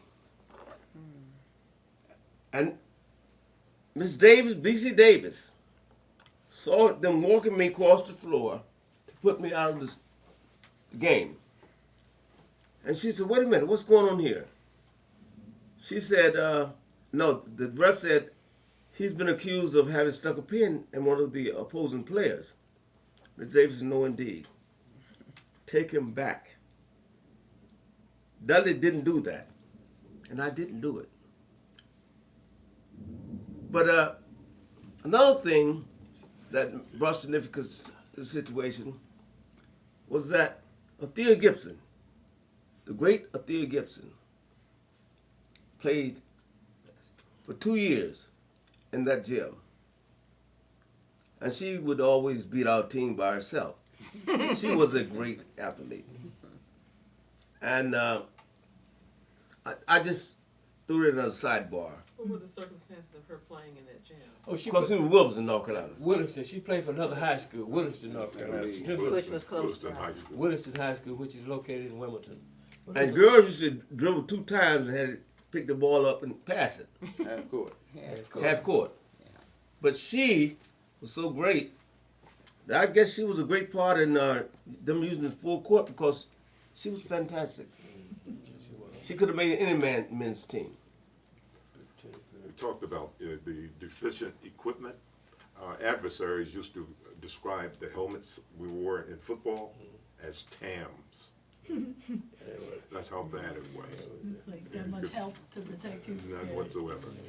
But our gym was burned down, right? Jackie, you want Want to? to describe that? It was an accident. How did that happen, Jackie? It was an accident. It was an accident. That was a Is there timely more to the accident. story of that? Well, you know, I don't know, but what happens is the girls' basketball team was our biology teacher, our homeroom teacher. He was way ahead of his time, but I was the trainer for the girls' basketball team, which meant I had the key. And you know, we didn't have a recreation center, so to speak, so like kids could go, and the only place we had to play. We played 2 things all year round. We played touch football and we played basketball, but it was never got too cold to play outside football. But in the wintertime, you know, it gets real cold, so we had to go to the gym to play in the gym, and so I had the key. And so, you know, I would let we let all the guys in and we just go in and play. But naturally, we had to have a fire while we were playing, you know. And one day, you know, ashes accidentally got on the floor. And she burned that. But that got us a new one. State of the art, Jim. That got us a new one. So you all helped the school board along with Yeah, that got us a new one. That got us a new one. And it was state of the art. And that facility It's still standing. is still standing, state of the art. The school board willed it to, Gave it for one. gave it to the school. The alumni Alumni. association. Alumni Association. Did the school get closed with desegregation like so many did? Yeah, 1970. Yes. 70. 1970. That's the year. Right. So they, Integrated. yeah. There was so much that went on during that time. You know, seriously. You know, that right now, the school board would get locked up for some of the things that we did. They didn't even deliver our mail to the school. We had to go pick our mail up from the post office, and that's how I got my lunch.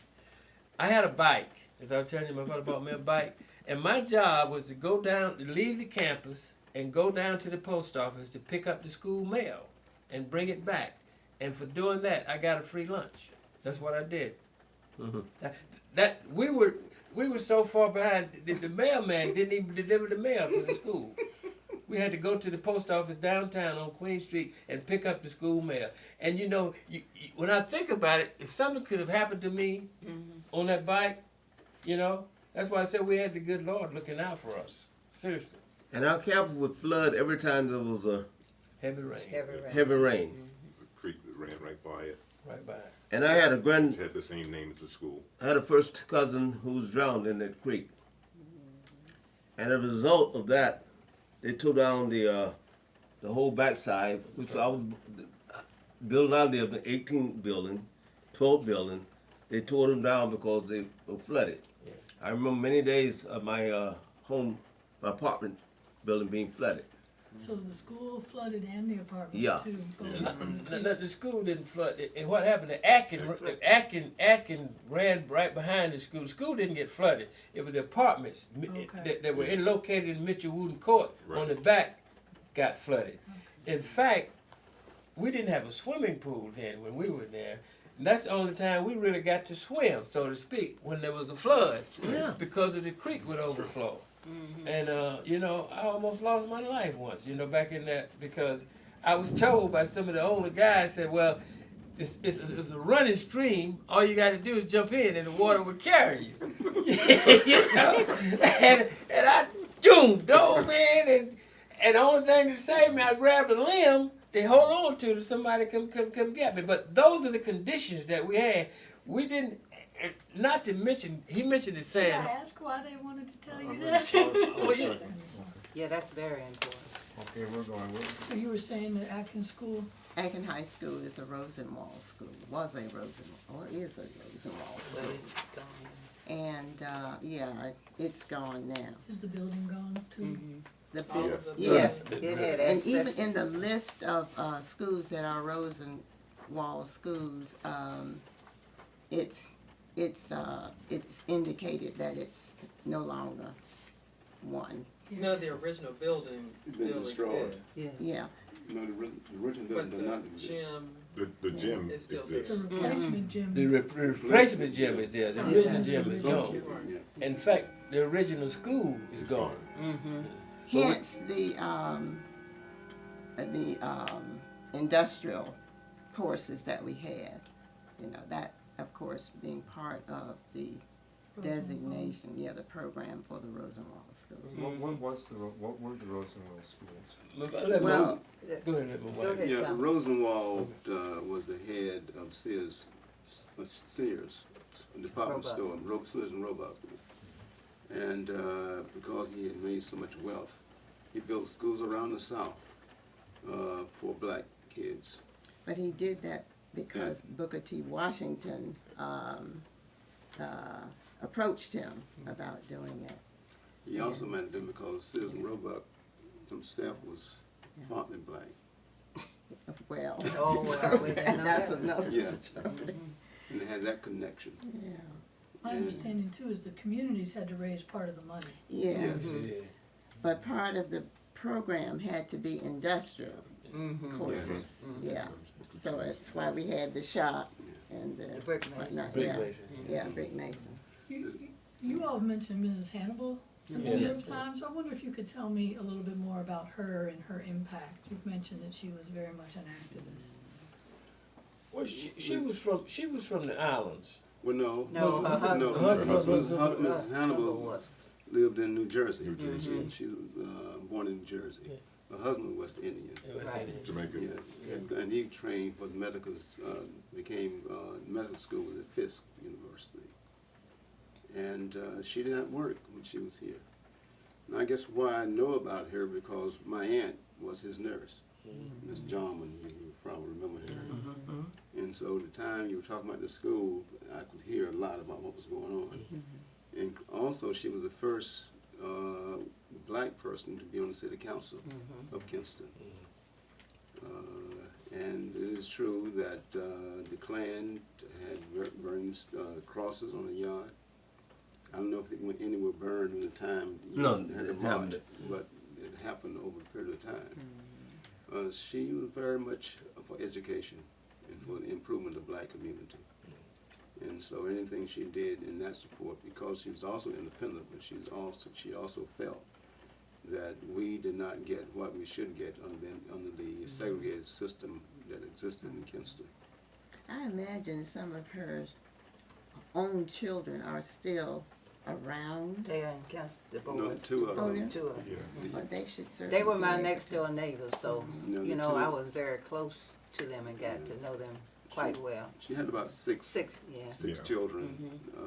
Two of the girls are passed or dead now. The oldest living one is in Buffalo, is a dentist.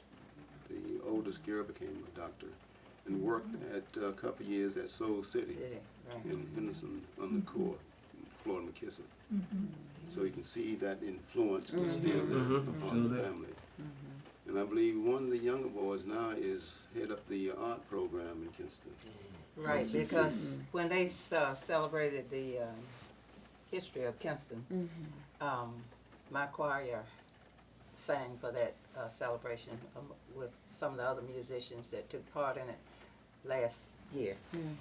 One of the sons, her son, was MC, and it was Charles, and he introduced. But I didn't know him because he was a youngster. You know, he came along after because at one point they moved from beside where we lived on North Street. We were right next door to up on the hill. Yes.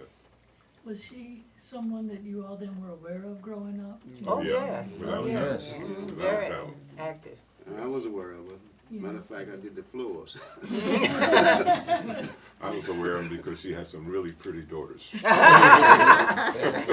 I was thinking it was because of her activism. Well, I was aware of it because this is kind of sidebar, but anyway, we had to come from crosstown. We had our senior prom, and we had to walk back to our school. No, they had the dinner crosstown. We walked back for the prom.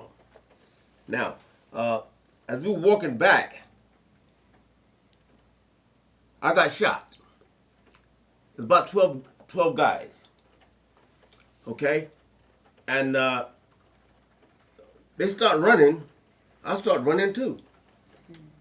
And I got the impact just like a brick hit me in the back. What happened, there was a guy named Kenny Carter. No, I don't call him that. Kenny Carter, I'll call it. And he was fooling with some guy who was drunk in the back. He was always doing something. And when they started running, I started running, and I got the impact. And it dropped me off by Dr. Hannibal's office. It tore my coat, a little blood on my shirt, and all that. And Miss Hannibal happened to be there at the time, and she bathed my back. But it didn't pierce. It broke the skin, but it didn't. I was lucky. I was lucky. It was a glancing blow. Probably a glancing blow. Yeah. There is a municipal building named for her in Kinston today. It's been there for some time now. So I've got a couple questions, but where are we for time? Oh, We- our time is your time. Yes, Well, we're No, about. I know we wanna eat. No, I have another appointment. It's We do have food. 3:41. We do have food. We have food. How do you spell the last name? Hannibal, Hannibal.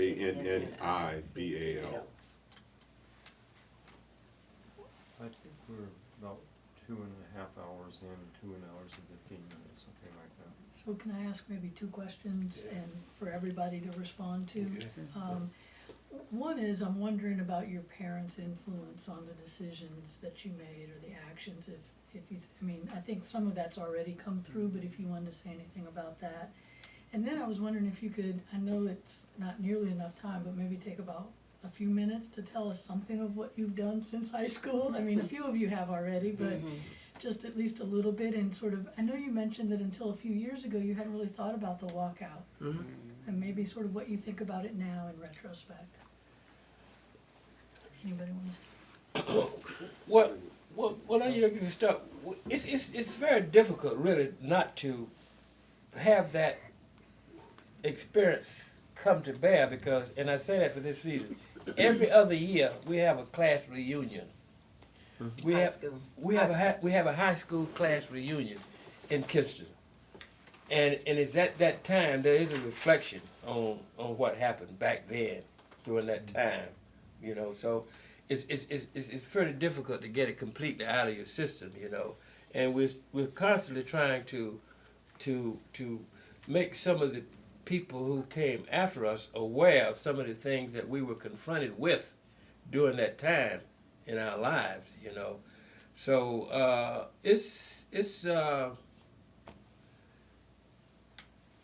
it was reference. You got to realize something too. Most of our parents, for the most part, didn't even attend high school, didn't finish high school. So some of the kinds of things that took place then, you know, they didn't have no conception of, you know what I'm saying, as to have any type of impact, good, bad, or indifferent. You know what I mean? So they didn't have a really a bearing on the outcome or the repercussions or whatever, you know, because they were so far removed. You know, they was brought in an area where, you know, if I might, you know, just use the phrase, you know, like if Mr. Charlie is the term we're using now for the other persuasion, if Mr. Charlie said, you do this, you did it, and you didn't question it. And so they didn't have any really. Let me add to you. I recall as a student, I was a college student at North Carolina College in Durham in 1961, 2, 3. And Floyd McKissick was there, who was head of court at that time. And we were marching on the theaters in the cafeterias to break down the segregation. And as students, we were walking down the street, down Federal Street, going down. And there were adults on the side. Why don't you kids go back to the school? You don't have any business walking down there. This is what he's saying. They were not in perspective. They had a different view about what we were doing as students. And so I would assume that even back in '52, you can imagine what it was like. So I heard nothing about it. Nothing from the families. Mr. Hannibal did. These were black adults standing. Yeah, right, black right. No. On the corners, you know, at times. You have to pass by those corners. I don't know. Well, it maybe it had some influence because I didn't know I was a leader, but I led in high school, vice president's class, and vice president always in my class practically every year.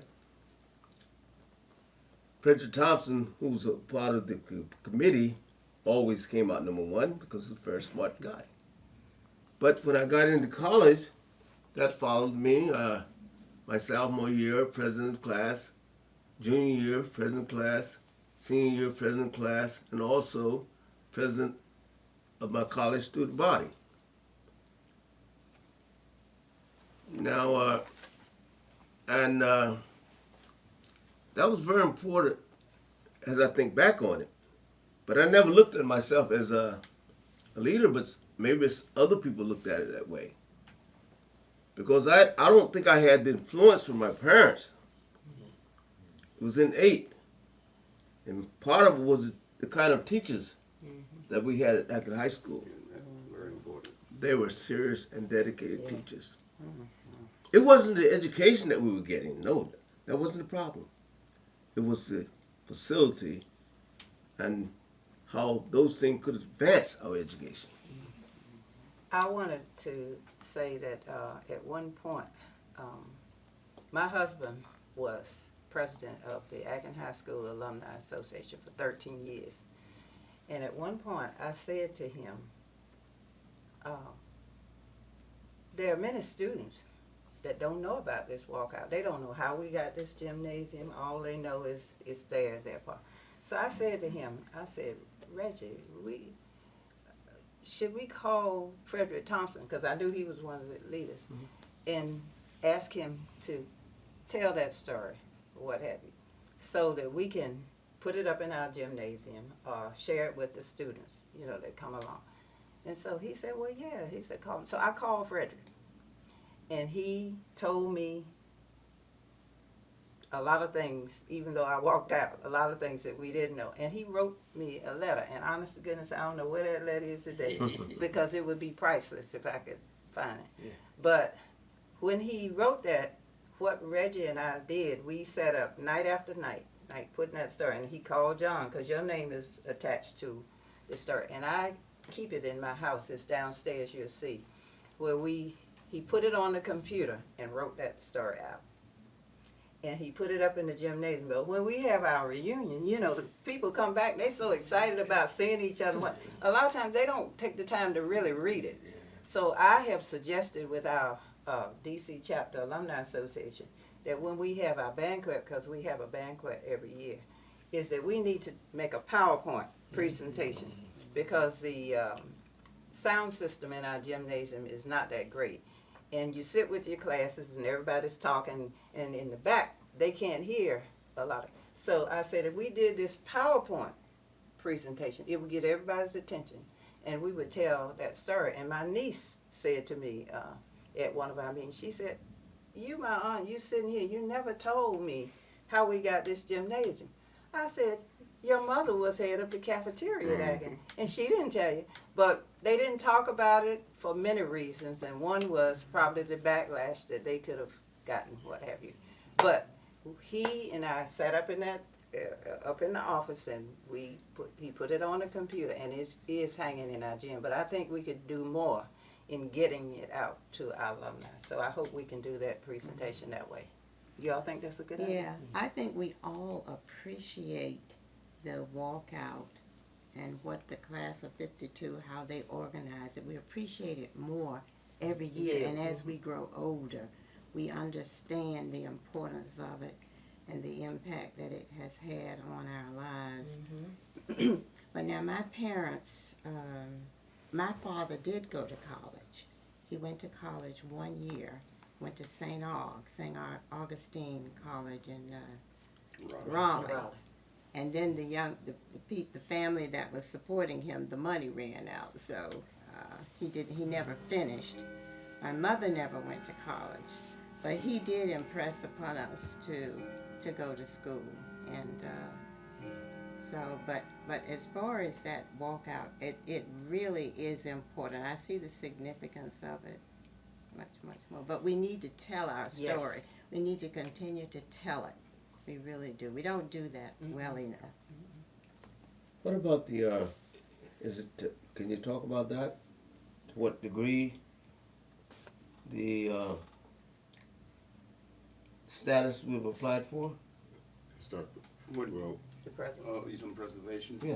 National Register of Historic Records. Right. We have applied to the National, Register sorry, for preservation. Historic Preservation for national recognition of the gym. And at this point, I have to say that that application was withdrawn. It was advised by us, by the regional director from Greenville, that because there are some imperfections on the gym, that is, things that were modified since it was originally built. Now, what the most important is that we don't have the windows at the back of the gym have been covered over. I'm not sure. I think there's maybe still maybe the original one, but it still need to be restored, restoration. Secondly, and maybe the first is that the original school is not there. That is not there. So, and then there's an extension where there are apartments, and it butts the gym. And we want to know to what extent the integrity of that gym has been changed and modified. Well, it has been modified. There are 23 apartments there. And so we're not sure exactly how that will work out. So he said, in light of other applications from the state of North Carolina, where you have the buildings almost complete as you are, this would not be a good time to submit it. And so we had to withdraw that application. I wonder if the fact that it's a Rosenwald school would have any impact on that, because there is a move afoot now to preserve those schools. Well, see, that's the point. We don't have. You don't have the school, I know, but I know the school isn't there, but But see, I think it's part of the cultural history. We indicated that it was not because of the architectural nature of the building that we were trying to get recognition, but the significance of it. In other words, the gym is still associated with the school. Yeah. It was Aiken High School. And so it was torn down. I think you mentioned that because of asbestos problems, but also because it was just decrepit. It had not been kept up. And so Go ahead. if we had more foresight and money at that time, we could still perhaps preserve the school. But we didn't have that insight, we didn't have the knowledge that we have now. And so the school was torn down. If I can make one other point of significance, as I see it, the story that I gave the editor in 2010, he won the National Award, Editor of the Year, for having printed that story. So that means the state did recognize the significance of what happened. It had been done. And I'm You going give to it to me. close the, Okay. yeah, we're going again, okay. I was saying my husband, as he was president, he had an artist to come in and draw the school, and honest to goodness, when you walk into that faculty room with all of our teachers, It's real. it looks just like you're walking into that school.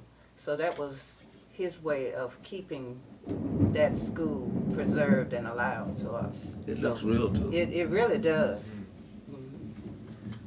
Kim, Yes, sir. I wanted to respond to your question. I didn't get a chance. Okay, well, I actually had another question for you too, so I'll throw that at you at the same time. Well, if I understand correctly, you brought the walkout to the attention of the Smithsonian. That's And correct. So I wondered if, as part of answering the question, maybe you could speak to why you thought it was important for us to do this interview and have this story. Well, I knew the nation was missing out on a really good story, on the one hand. On the other hand, this provided for me, because I'm younger than everybody, a step out into the civil rights movement for myself. I took my first overt actions against Jim Crow, as I indicated, on the bus, and then to a lunch counter in Kinston. But it went beyond that. I joined CORE as a result of going to New York and taking a bus ride back and being asked to get off in Baltimore and then take a local bus from Baltimore to Washington to chart where black people stood, where they could go to bathrooms or purchase goods or so forth. And just to do that between those two cities in December of 1960. Little did I know that 4 months later, the Freedom Rides would be occurring, and that what I was doing was intelligence for the Freedom Rides, because James Farmer had asked me to do this. So I was in Corps for about a year before joining SNCC. And as a student in college at that time, I used because I was on 2 teams at the university, I was able to use those trips to other campuses to organize. And that's How what I would you did. approach that?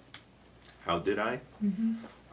As I traveled from campus to campus, I would first I would talk with some of the ball players as to what kinds of activities they were doing to further, integration. And sometimes they would say, well, we're not doing very much because this is a private university, or because people are scared, or, there were always reasons why they weren't doing things.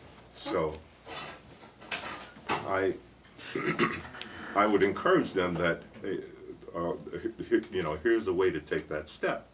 And then I would take the time, if I had the time at that moment, to show them organizing principles and leave a phone number so that they could get in touch with either me or somebody else so that we could further it. Sometimes you go to a campus and there would be people who are already organizing, so you begin to form an alliance with that university. And it was university students who were doing a lot of this work, as you know. Well, it got so heated at the school that I went to, Fayetteville State University. At one point, we had any number of people in the street in Fayetteville and doing picketing, boycotting, sitting in. And on a very hot day, we just decided to take a break, and I went in for a soda along with a colleague, and it kind of took his time to getting it.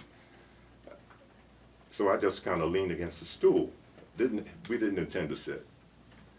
But I did sit after he bought it, because now I'm tired and I'm drinking. And then he tells me that I can't do that because I'm not allowed.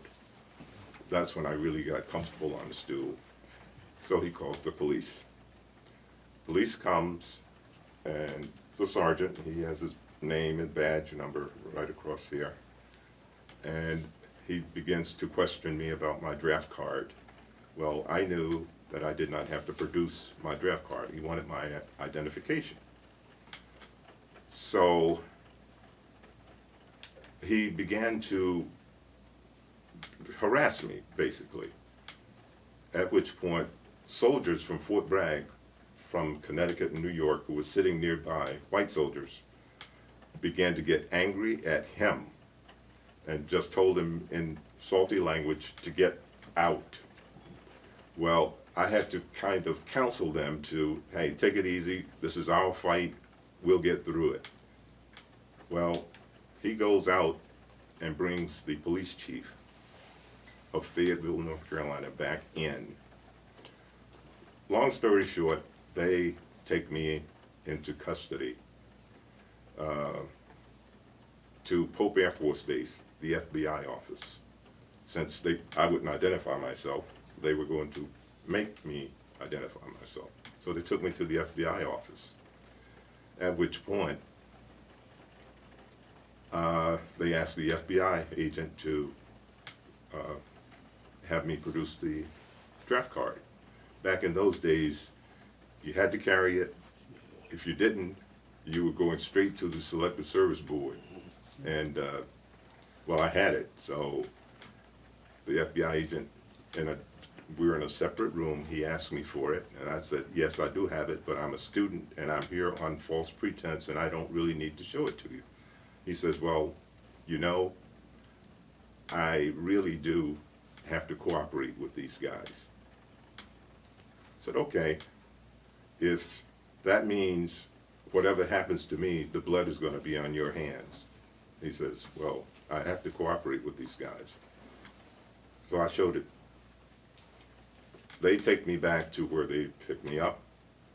And as the sergeant gets out of the car, the police chief says to me, look, if I ever get you in my jail, you might not come out alive. 2 weeks later, we get a cease and desist order, an injunction, with all the leaders' names on it, and of course mine is there. And I knew at that point that there was no way on God's earth that I was going to answer that, because if I went down and jaywalked, I was in his jail. Or if I spit on the sidewalk, I was in his jail. I went to New York and I never went back to Fayetteville State again. All right? But it didn't stop me. I continued with a foot in school. I continued working, and I continued organizing. I organized in every southern state except Mississippi, and several western states and some northern states. And I observed a number of my friends and colleagues leave us prematurely. Too many of them prematurely. So I decided that if I lived to be 55 years old, that I would retire, and that's what I did. But in the interim, throughout the rest of the time in terms of the civil rights movement itself, which some will characterize as being to 1970, I was in SNCC until SNCC ended. I had no part in the March on Washington. I was upstate New York at that time. What were you say you were in SNCC until it ended. What was your primary role in the organization? Actually, it's a funny role because I was in school and I was working. I did things by assignment. I also wrote position papers. And I don't know if you know what those are, but let me tell you, if you wanted to know what SNCC's position was on any matter, they may not have had one. Somebody had to develop it. And I was the guy who would write a position paper on it, justify it. I responded to James Foreman. So I would go in on a Friday, or maybe I'd go in the middle of the week from school and say to James, look, I can be available from Friday to Monday. And he would say, okay, I want you in Greenville, Alabama. Here's a person I want you to contact. So off I go for those 2 or 3 days. Sometimes I'm paying my own way. Sometimes Belafonte or some of those guys would have some money so that I could travel. But that's what I did, to stay in the movement. And the position papers, I developed any number of those over time. So it's these beginnings, though, in Kinston that helped to propel that kind of interest and involvement that was for me. Yes, sir. Even today, I've had a great emphasis for youth, empathy for youth. I dated back to my beginnings because for 8 years I chaired the DC Coalition for Youth.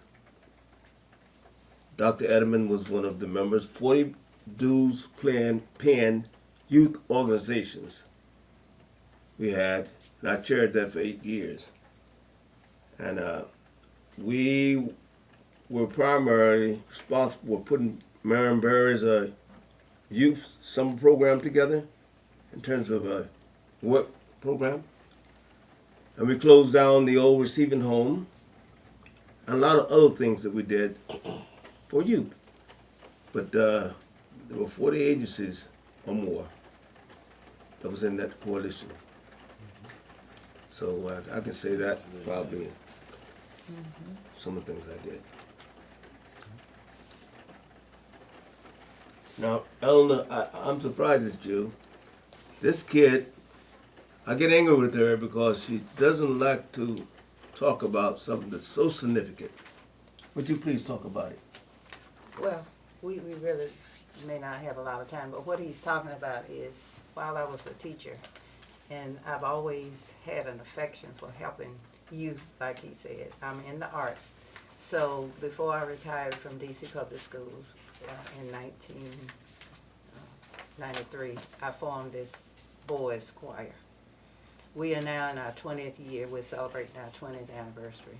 We made 3 international tours. The first one was to Austria for Austria's millennium. We were in Switzerland, the cities in Austria.